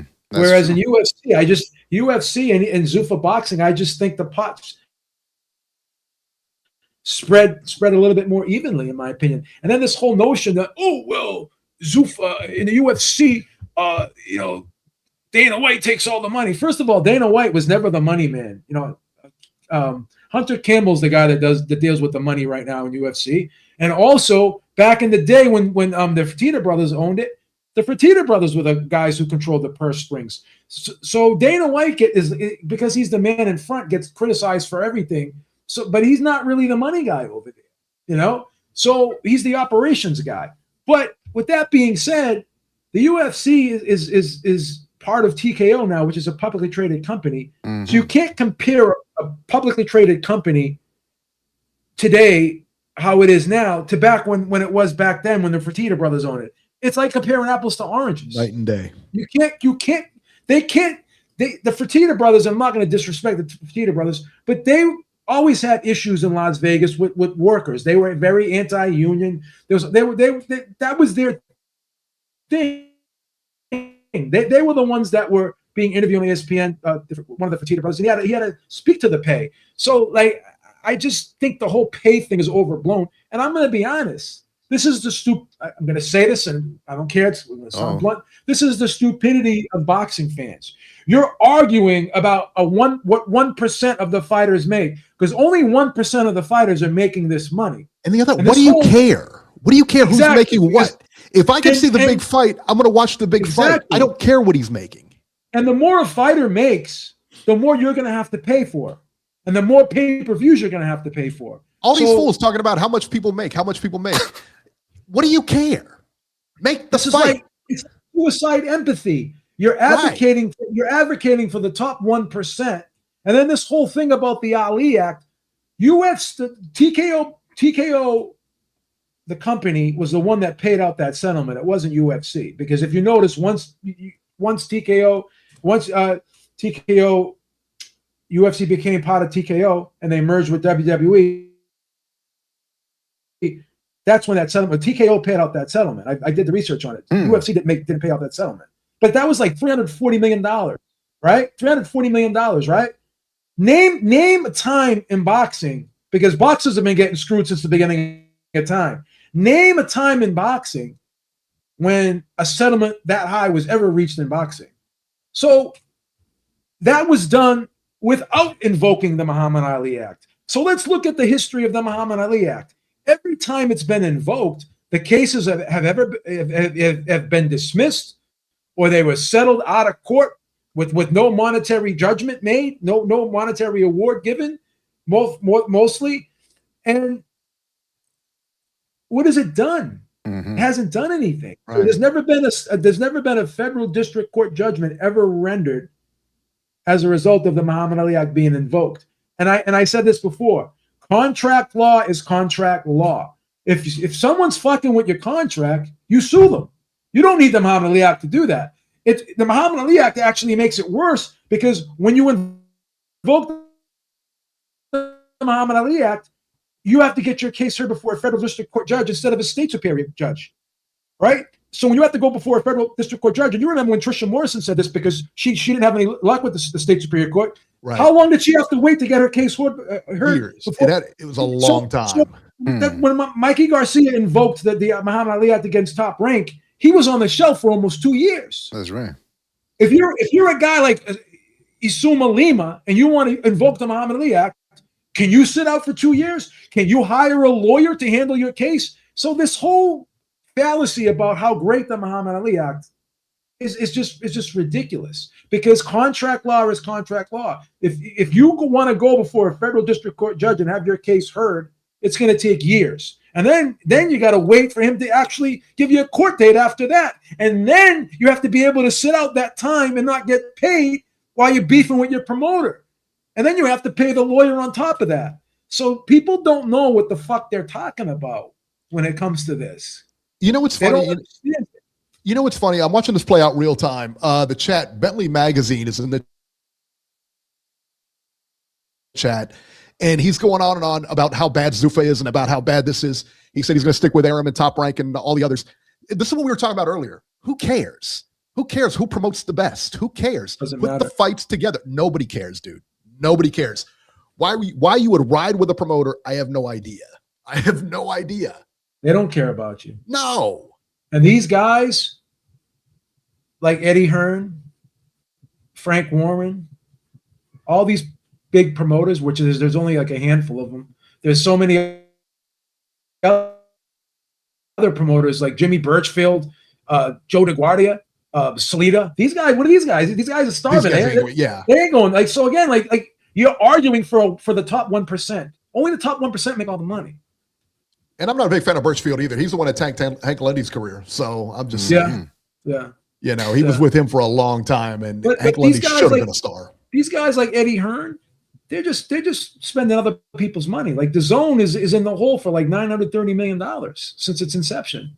They get ready to just to do a mass layoff over there. Like boxing is not a moneymaker. It's not. Like most boxing shows lose money. It's like the restaurant business. Most restaurants fail. You'll have the big chains out there, but most of them fail.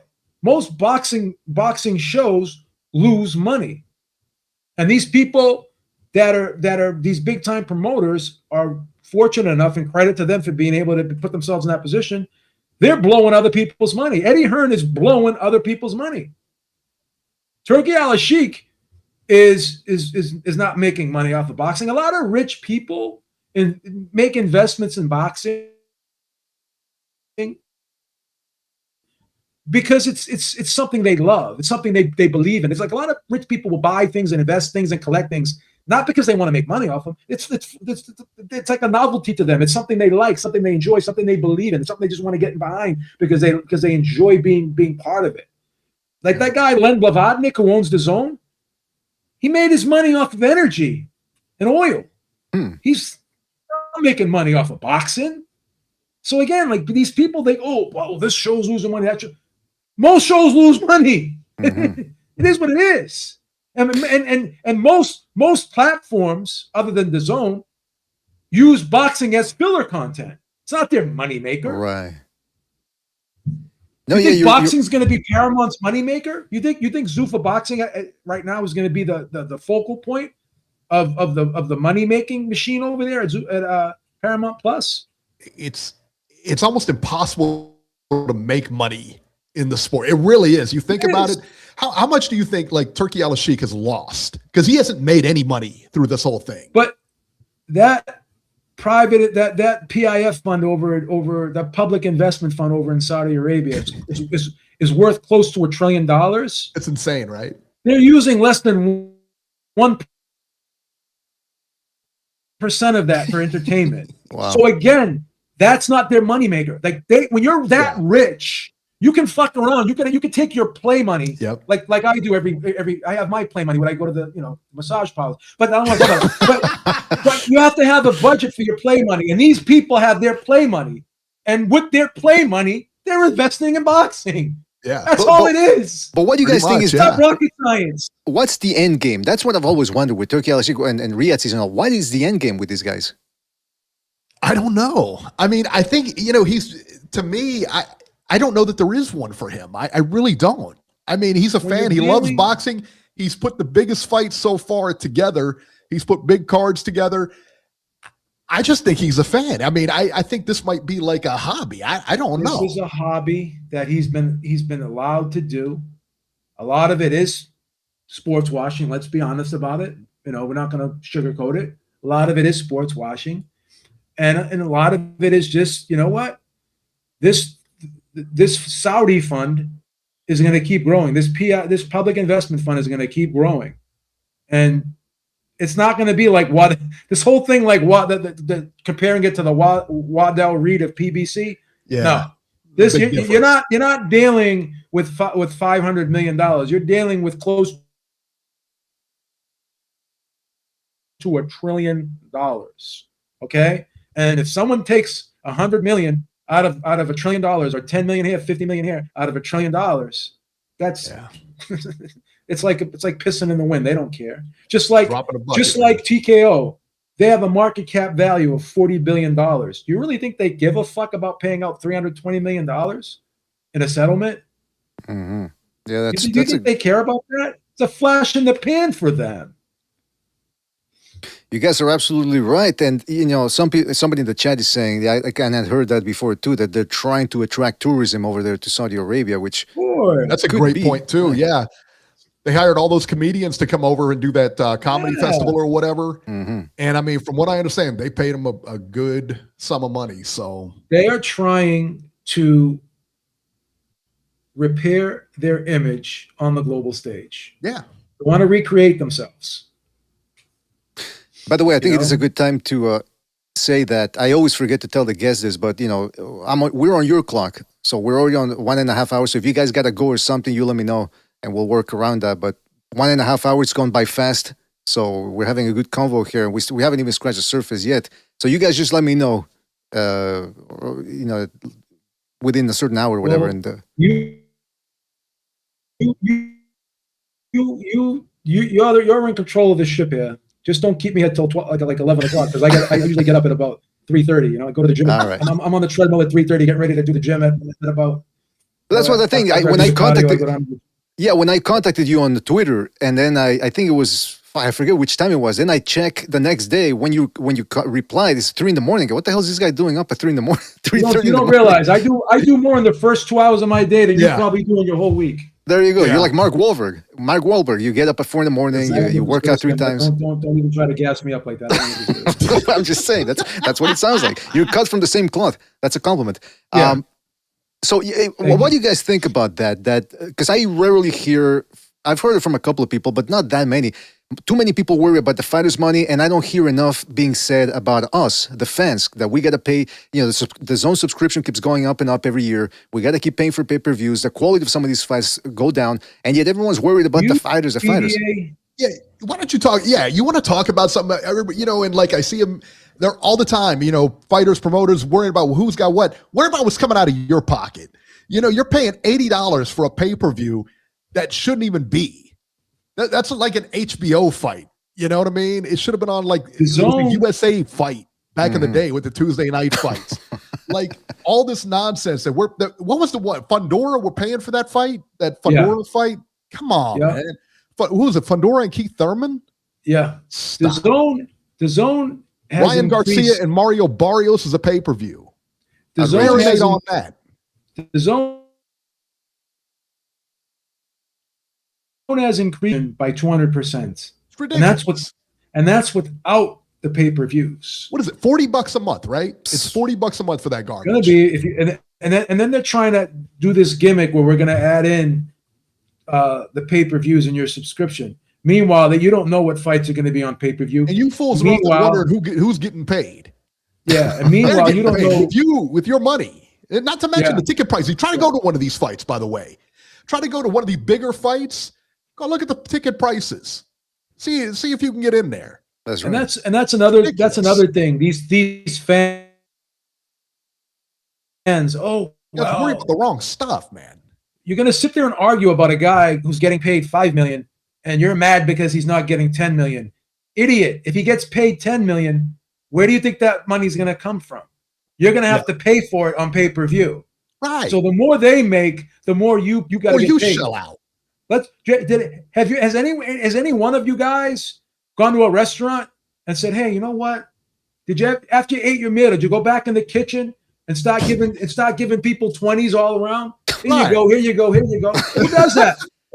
Go to a car dealership when you buy a car and say, hey, how many cars you sold this week? Or this month, excuse me. How many cars? I haven't sold a car in about 2 months. You know what? This car's worth $30,000. I'm going to give you 60 just so you can get a commission. How's that? I want to get you a higher commission. Who does that? Who does that? Mm-hmm. Who does that in this world? So again, I guess it's because fighters get put on a different pedestal, and like we talked about in the beginning of the show, we recognize the sacrifices some of these guys make. It's a hard sport. It's a hard sport to make a living in, but to a certain extent, we don't just say, all right, they can do whatever they want and they should be earning infinite amount of money. I mean, we're like you guys were saying, we're paying for this too. We're not making $3 million a night or upwards of that a night. So BDA, yes. BDA, let me ask you a question. Let's make the comparison again, not to sound redundant. Hearns versus Leonard in '82, right? $13 million in purse money, which had to what's been reported as $200 million in purses for Crawford Canelo. Yeah. So you're going from $40 million to $200 million. Tell me what the better fight was, too. And tell me what the better fight was. Because when Leonard and Hearns fought, they were in their 20s. They went after each other, and they were both in their prime. That fight I've watched probably in my lifetime at least 10, 15 times. Yeah. You know? I'll never watch Canelo Crawford again. Just not interested. I mean, it wasn't. I liked it, but I can't compare it to that. Both guys were on the dark side of the career. They were. So back then, $40 million in purses, adjusted for inflation today, compared to $20 million. Yeah. And you know what else, too? It was like a 60-40 split. Canelo Crawford was like 75-25 split. So even the purse, like when Mayweather used to fight guys, he would be making 40-50 million, and his opponents would be making like 1 million, 2 million, 3 million. Why doesn't anyone talk about that? Why doesn't anyone talk about that? Yeah. So again, it's ridiculous. Worried about the wrong stuff, man. And you're arguing for the top 1%. Oh, well, this guy John Jones only made $5 million for a title defense. Yeah, go look at the undercard. Yeah, go look at the undercard of the Canelo, of any Canelo card. Go look at the undercard. Go look up how much those fighters made. And then spare me with the $5 million when the average person in the United States makes $50,000 a year. Right. And you're gonna cry about that? I remember when Benavidez beat Andrade, and I still hold the opinion that Andrade showed a lack of courage in there, at least in comparison to a guy like Caleb Plant, who took a beating for the last 6 rounds and hung in there and made it the distance. Andrade took about 2.5 rounds of a beating and said, you know what, I'm out of here. Give me my check, I'm out of here. So I said that on the post-fight show, and a guy called in, and we were going back and forth about how, the guy said, no, but, you pay for what you get, and once you paid for it, so you don't have a right to complain. And I thought that was about the most nonsensical thing I'd ever heard. I said, well, wait a minute. So when you go to a restaurant and the food sucks, you can't complain because you paid for it. That's it. It's over. You pay for it. No, and then the argument is, well, if you don't like it, you don't go to the restaurant. And meaning, if you don't like the fight or the fight, don't watch it and don't pay for it. Well, guess what? Nobody is nowadays. How many? I'm very curious about these Lopez versus Stevenson numbers because they don't release them anymore. The Riyadh season, I don't think they release the numbers. You're not going to have them released anymore. And you know what? Now there's even been talk about, even when they were releasing them, were they even really releasing the real numbers? That's been called into question now too. 200,000 buys is about the limit, right? If we don't hear a number coming out of there, because if it did great, they're gonna say, "Hey, this did great," If we don't hear the numbers, they're probably under 200,000. I mean, that's what it's been. I wouldn't be surprised if it did well because they sold out Madison Square Garden, although that's not an exact correlation. But what I'm saying is I wouldn't be surprised. But like you said, if they don't release them, then we'll know, okay, yeah, something's iffy here because the rumor is that all these events, like you guys were saying, the Riyadh season events, they're fantastic. Some of these cards are good, but they're not making money. I I would be shocked if that pay-per-view did well. I would. Nobody knows those guys. They're not household names. Nobody knows who they are. We do. Chat does. But the people that drive the revenue are who? The casuals. That's right. The people who just turn on the channel or have you know what I mean? And know nothing about it. They just know there's going to be a fight. They're the ones that drive the business. Well, it's interesting because, and you guys tell me what you think about this. Boxing really went down the crapper, and it started more than anything in the 90s. But it didn't go down the crapper in terms of people forgetting about it, the general population, because it was a bad sport. It's not like the boxing kept being watched and people said, you know what, I'm tired of this. Like, I'm going to watch the NBA or baseball or whatever. It's because it got relegated to premium cable. It got lost in the ether. But I maintain that boxing, the rules under the Marquis of Queensberry rules, it's one of the most entertaining sports out there. There's a reason why a lot of people get bored with MMA. Because, there's a lot of grappling and a lot of crotch sniffing and all that. Whereas boxing, if you get the cleanest boxing bout, in my opinion, it's always going to be better than the cleanest MMA fight. So would you guys agree that the product is more or less the same? It's just it got lost in the ether? It did. It get lost in the ether. And then the other thing, too, is that the Floyd Mayweather era really did damage. It did a lot of damage to boxing. Really did. I believe so. When he's got pay-per-views against Andre Berto, against, and people, and he was so good that he was weight washing weight. When he was lighter weight, he was knocking people out. When he moved it to welterweight, he wasn't exciting anymore. Mm-hmm. And that's when the personality showed up. That's when his personality really started to show up as far as the bad guy, creating that bad guy gimmick and everything like that. But yeah, it was terrible because everything was on pay-per-view. He didn't want to fight Pacquiao. That fight took place well past the expiration date. Well past. So you don't even know who would have won that fight. I mean, I don't know. But I think it did a lot of damage. And I think the pay-per-views especially, because every little thing was a pay-per-view.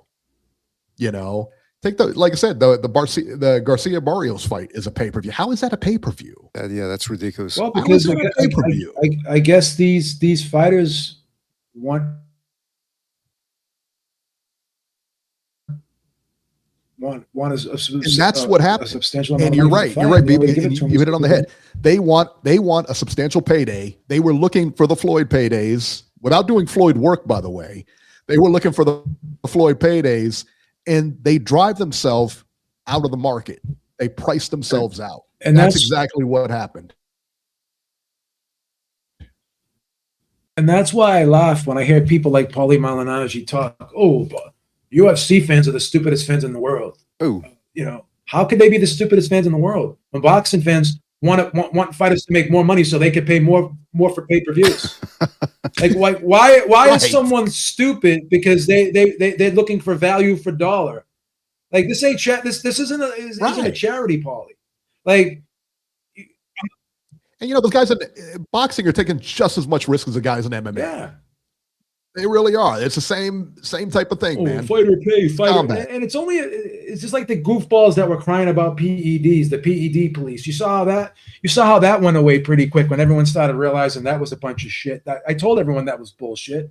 Yeah. And then now the whole thing is fighter pay. And now people are starting to get away from that now too, because when you tell them that it's only the top 1% that are making money, you got these guys like Luke Thomas and Ariel Helwani crying about fighter pay. It's like, come on, just shut the fuck up, man. You have a grudge with Dana White because you don't get credentialed anymore, and you don't have that relationship. It's funny, like once these guys lose their contacts, how all of a sudden they start turning on. And why it happened, just turn against them. That's right. I've noticed that there's a lot of people because Hawaii has the best. What else you got, kid? Well, yeah, that's why there's a bit of a delay here because it's connection issues. But Hawaii has the best of both worlds if you think about it, because he doesn't have access to Dana White. They don't allow him to the UFC events, but he's managed to pivot on over still in MMA because he gives his opinion in MMA. He's more knowledgeable about that than boxing. But now he's got his foot in boxing. He's there in the shows, in the MVP shows, holding the microphone. And that's what a lot of these other people want to be. They want to be his position. They want to be holding the microphone. They want to be in the studio. I don't knock anyone's hustle. This guy's he's on Netflix. He's on DAZN. And for him. Good for him, man. I'm a capitalist. If you can position yourself to get those jobs, good for you.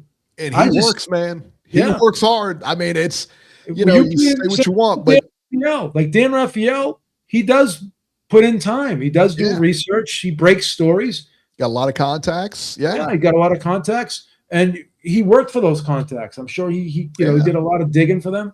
Listen, just because I critique your work doesn't mean that I don't think you have a good work ethic. These guys all have great work ethics. They all work hard. They have to put time in and do the research, and they have to do the interviews. But it is what it is. I don't take anything away from them, but certain people's style is not for my taste, not my liking. But doesn't if you like them, if someone else likes them, that's fine. But that is interesting how you look at certain social media personalities, be it on YouTube or Twitter. They're gunning for that spot on the telecast with the microphone, looking at the camera when they're always told by the producer, you got to smile, and they're always showing there with that awkward smile looking at the camera. A lot of people want that, and that you can see by the way they operate, where they try to walk on eggshells around certain boxers. And that's one of the most frustrating things about these modern boxers is that, I mean, take a look at Terence Crawford. I don't know if you guys saw, but on Fight Week for Teofimo Lopez, Shakur Stevenson, Showbiz the adult, he went up to him to shake his hand, and Crawford treated him very badly. And why did he do so? Because Showbiz had the temerity to pick against him, against Canelo.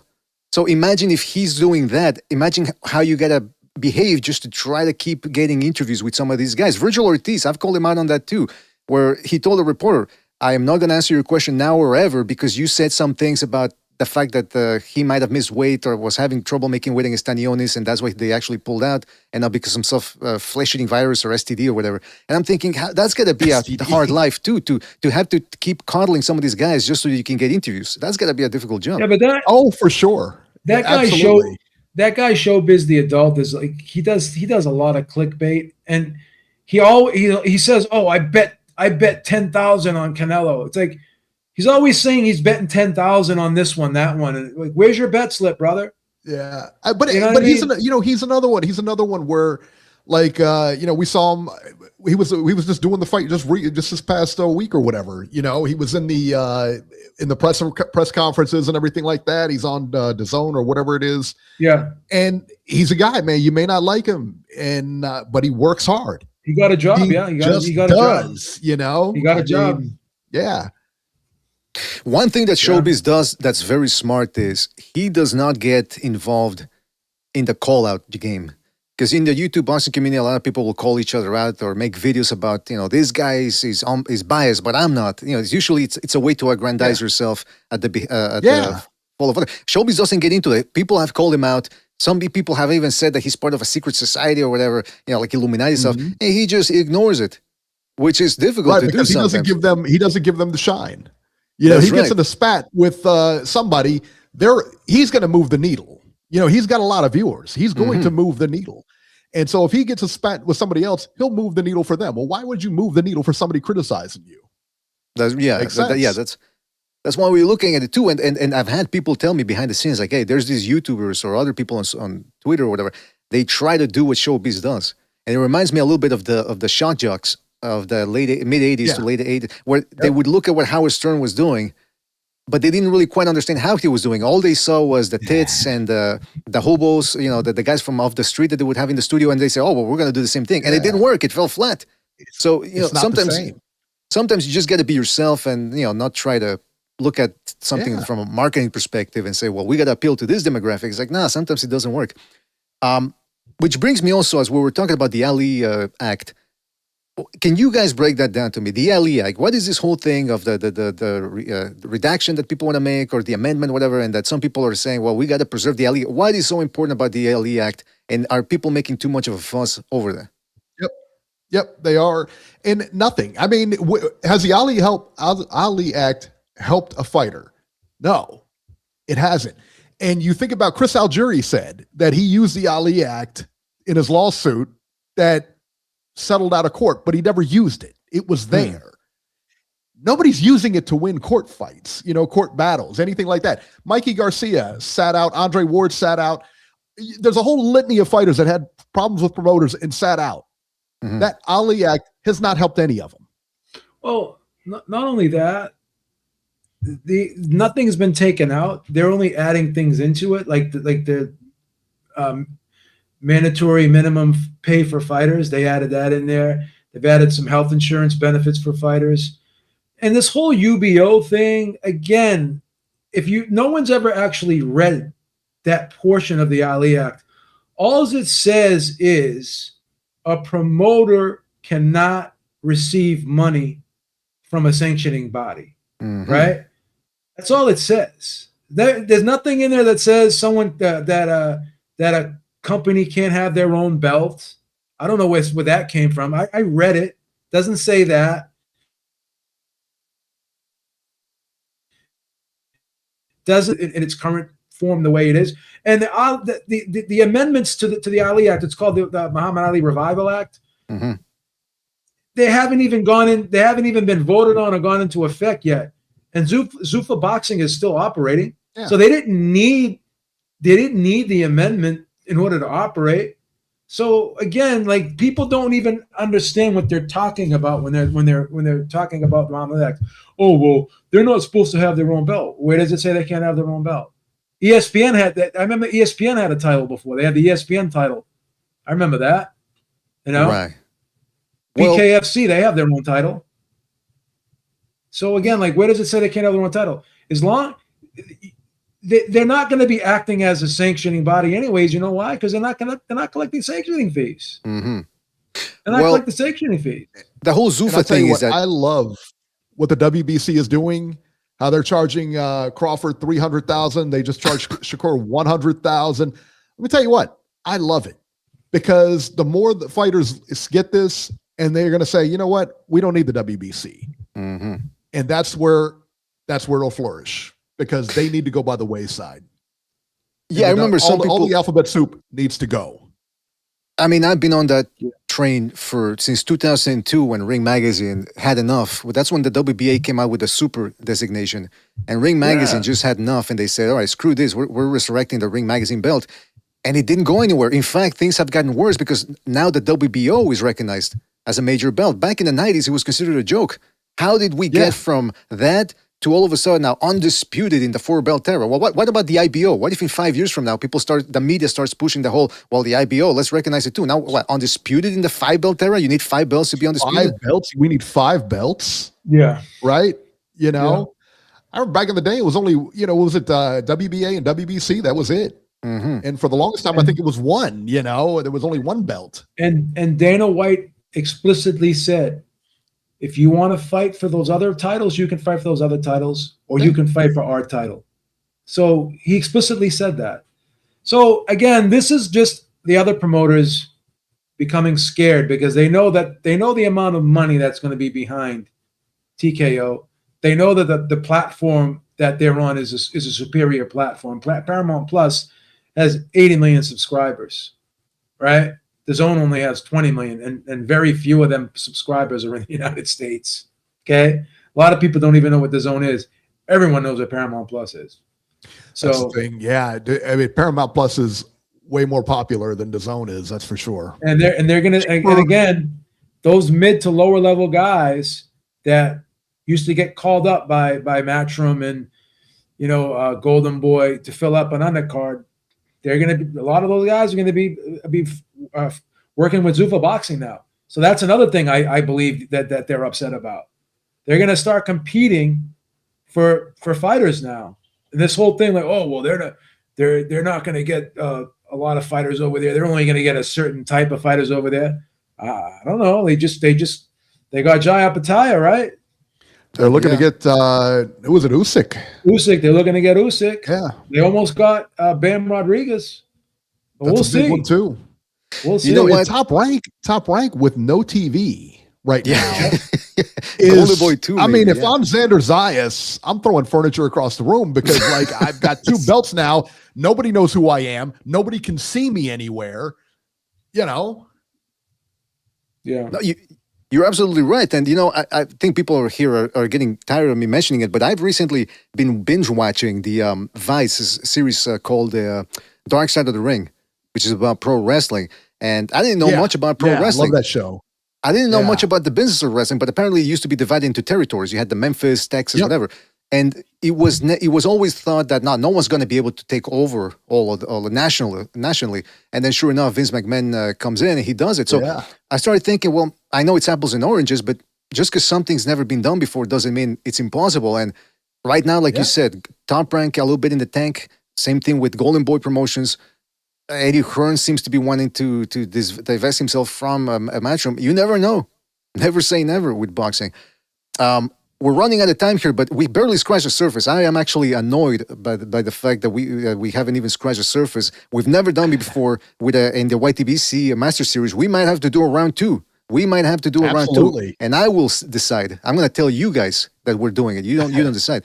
But real quick, before we run out of time, we have a mutual caller, a guy by the name of Jerry. Jerry, that's right, Jerry. Yeah. Jerry likes to call in. He's very opinionated. He has some good opinions. He's got great opinions, man. Sometimes if you push a little bit too much, he will get a little bit riled up. I've seen him more riled up over your show than he does over here. What are your opinions on old Jerry? And does he insult you, BDA? Does he ever call you names? I didn't think he went that far, but he was getting pretty annoyed at some point. Yeah, he calls me names. He calls me dweeb instead of BDA. Jerry, it's funny, man. Jerry calls up and he's got really good. Sometimes, like last week, he had an awesome call, man. He made great points across the board. And then sometimes he calls up and I think he just wants to fight. You know what I mean? And we accommodate him, So it all depends, like what time happy hour gets out that day. That's old, man. If he's had a few too many, like he'll come on the show and he'll just start attacking us. Yeah. Last week it looks like he was, he didn't go off on a bender last week, so he was pretty good. Well, it's always fun, man. It's never any malice or anything like that. It's always fun, man. Which one of you is the one that started that whole thing that he lives out of a bar? Me. It was you, because I remember I got on because I said I'm the king of Baltimore and he's from Baltimore. That's why. Right.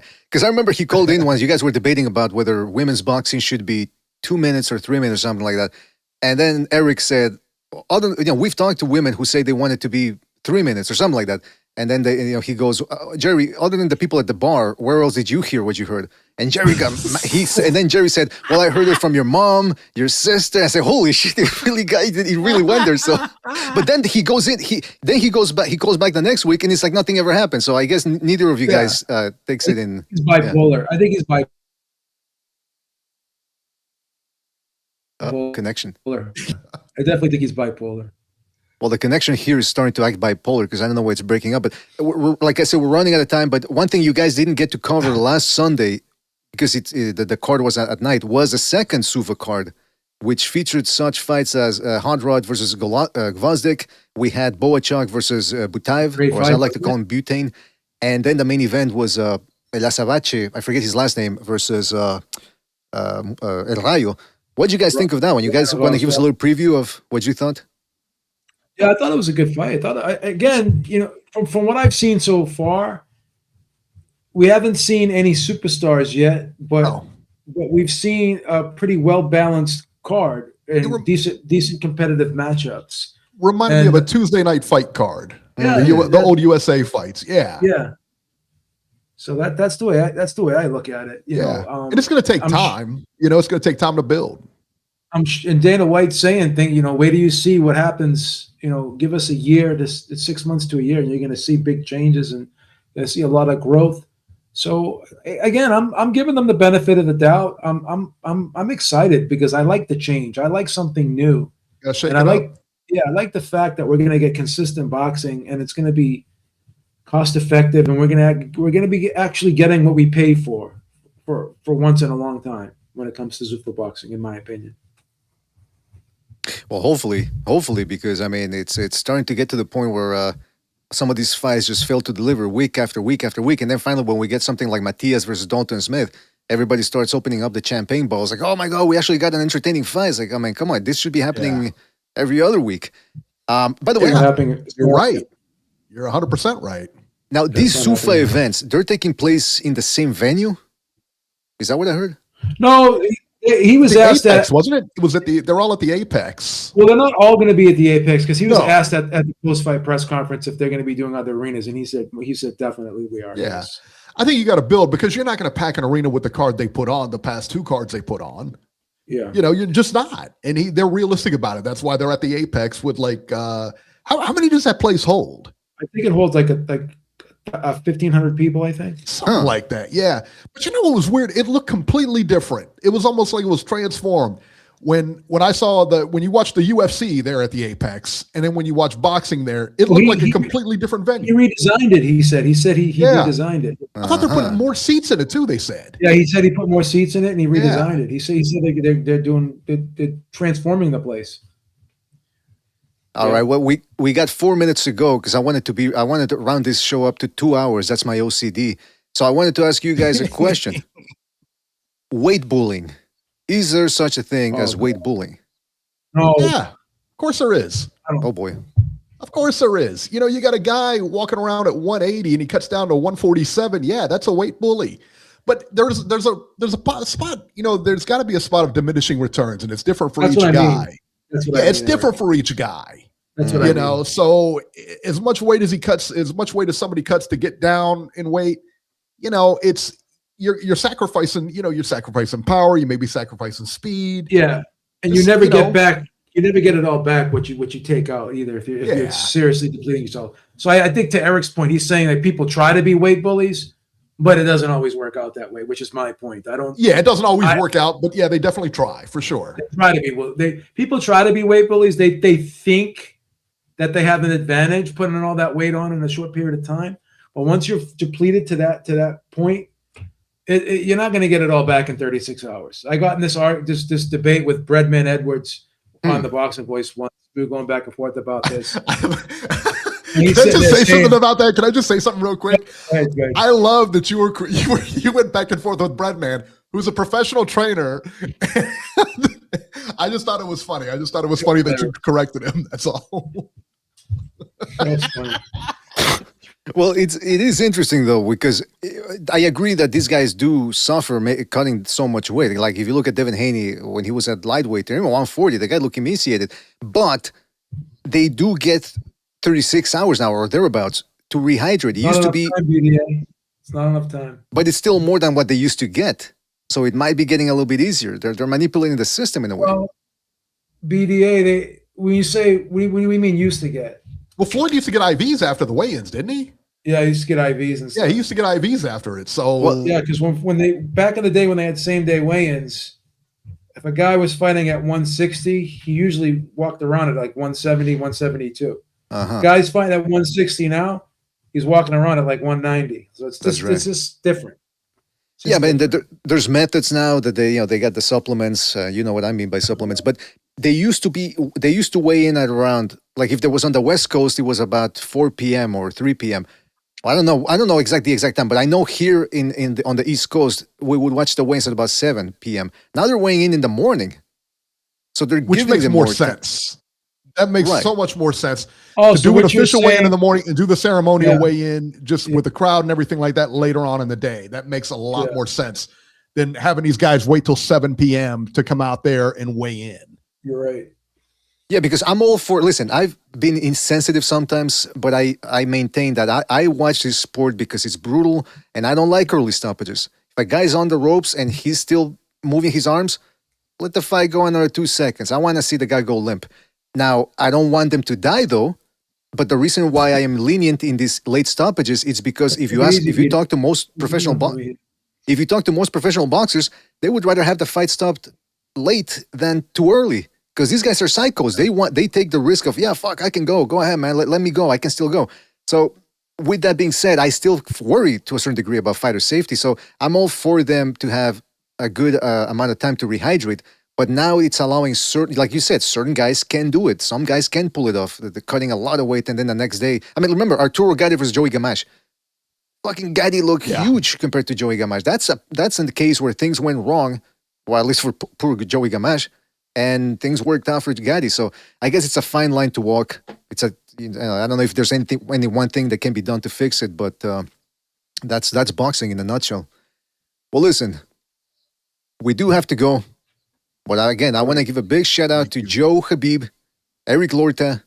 Shout out to you guys. I really want to thank you guys for showing up. Time flew by just like that. Like I said, we got to do a round 2.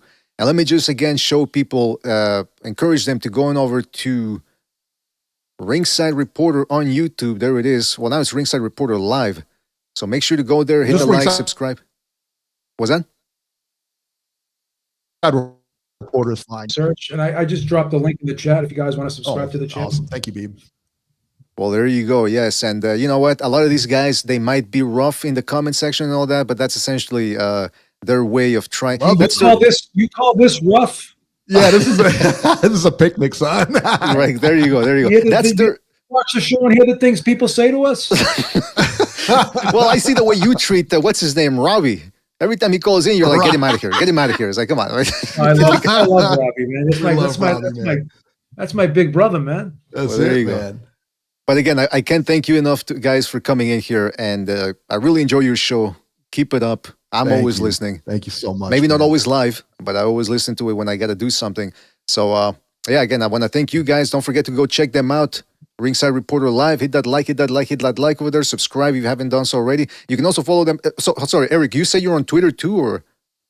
Yeah, at Ringside 73. Ringside 73. Okay, fantastic. So, guys, make sure to go check that out. I'm going to be posting the links in the description later. And Eric and Joe and Eric, thanks again for being on. I'll catch you in the next Thank one. you so much, man. Thank you, All PDA. right, thank you so much. All right, be good. Well, there you go. That was Joe and Eric from Ringside Reporter. Again, can't thank him enough for joining us on this series of the YTBC Master Series. You know what? I don't even know if we should change the name, because Master, I know some of you fucking psychos out there are going to turn that into masturbating.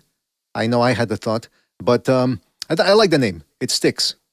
It rolls off the tongue, and I don't know if we're really going to change it. Now, we do need more people to come in here, and I'm going to be working on a list. I know people always have suggestions about who we should invite, but hopefully you guys enjoyed the show. Again, Eric and Joe, you can see they had a great rapport. They know their boxing. They have a good sense of humor. So I would encourage all of you guys to go check them out, subscribe. They're live every Sunday, usually at 6 p.m. Eastern time. So go check them out. And I want to give a big shout out to Sobers again. Never Sobers for that. Well, first of all, everybody who donated to the Super Chat today and everyone who's donated so far, you got us to our what's it called? The objective with the Roadcaster Pro. And I don't know if you guys saw, but there were some connection issues there. With the Roadcaster Pro, no more. Those connection issues dissolve, dissipate, and evaporate. And it's really, I'm telling you, I can't believe we even got to it. But shout out to everybody who donated, especially today. Host of Nightmares, that's Never Sobers. I Am the Last Tape. He donated as well. So shout out to you guys. You got us to our objective. And I know, I think it was Earl Stevens in the chat. He goes, watch BDA and Bucho never actually buy the fucking thing. No, Bucho already has one. That's why we need a second one. So we're going to get it for sure. I also need a couple of other things that I have to actually tweak on the PC, because I think that might have also contributed to some of the issues of things slowing down in the past. But we're going to work on that. So shout out again to you guys. Thank you for joining us. I do believe Bucho might be doing an open lines Friday. Again, nothing's been settled yet, but I think that could potentially be something happening tomorrow. Shout out to The Real Food TV. Go check out his channel, The Real Food TV. He says, masturbation series. Come on. But the cool says, BDA donations go to La Bolsita. Party. No, I don't do that. Anyway, people know I'm on the true path of the Crimson Cross. There's no such thing as illicit substances. Earl Stevens says he's watching us. Food TV says the money is going to the meth, the meth fund. Well, listen, we can't all have access to coffee from Stewart's, that fucking hypersonic psychedelic coffee that you drink. So, well, some of us do what we got to do. Johnny Blaze says those early morning lives used to be good. Well, if I find the time, I'm gonna try to rustle them up. Believe me. Sergeant says you guys are scamming like Black and Russell. We're not scamming. We'll show you. We'll show you in the future. Adam Hurley says, hi, Teofimo Lopez. Hi, Robert Garcia. He won't fail you miserably. Chidlin Distributor says, pair of nerds. I mean, come on. People are saying that these guys are dweebs. I'm telling you, this chat, like Rodney Dangerfield used to say, tough crowd, tough crowd. No, wait, did he used to say that? No, he used to say no respect, right?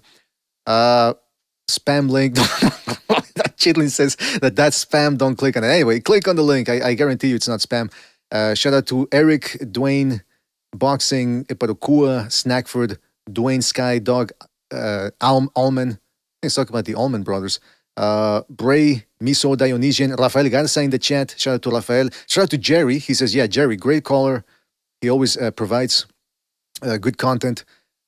Who else we got here? Parokua, 2 Matador, round 1, Grim Reaper, Guerrero de la Info, Snackford. Well, if King KO greatest, and if Sursayer, shout out to Sursayer. Haven't seen him in a while. He says, when I see Gonzalo, it's on it's on site. All right. Well, listen. Shout out to all of you guys. For Sursayer, you gotta jump back on the Second Renaissance. Second Renaissance. I might do a show today. You never know. Gotta cover those Epstein news that are coming out. But shout out to you guys for joining us. Really appreciate it. Shout out to Frank Bay. Frank A. Go check out his channel, Boxing with Frank Bay, aka Frank Bay's Boxing Emporium. He says, good series, but hopefully we extreme the depths of YouTube, like down the YouTube. Oh, yeah. We're going to start doing that. We're going to start going for, well, I mean, Black and Brown, he used to be called the king of the underground. So we do that. We find people who have made an impact in the YTBC. That's what this series is all about. Again, I want to thank Eric and Joe for showing up.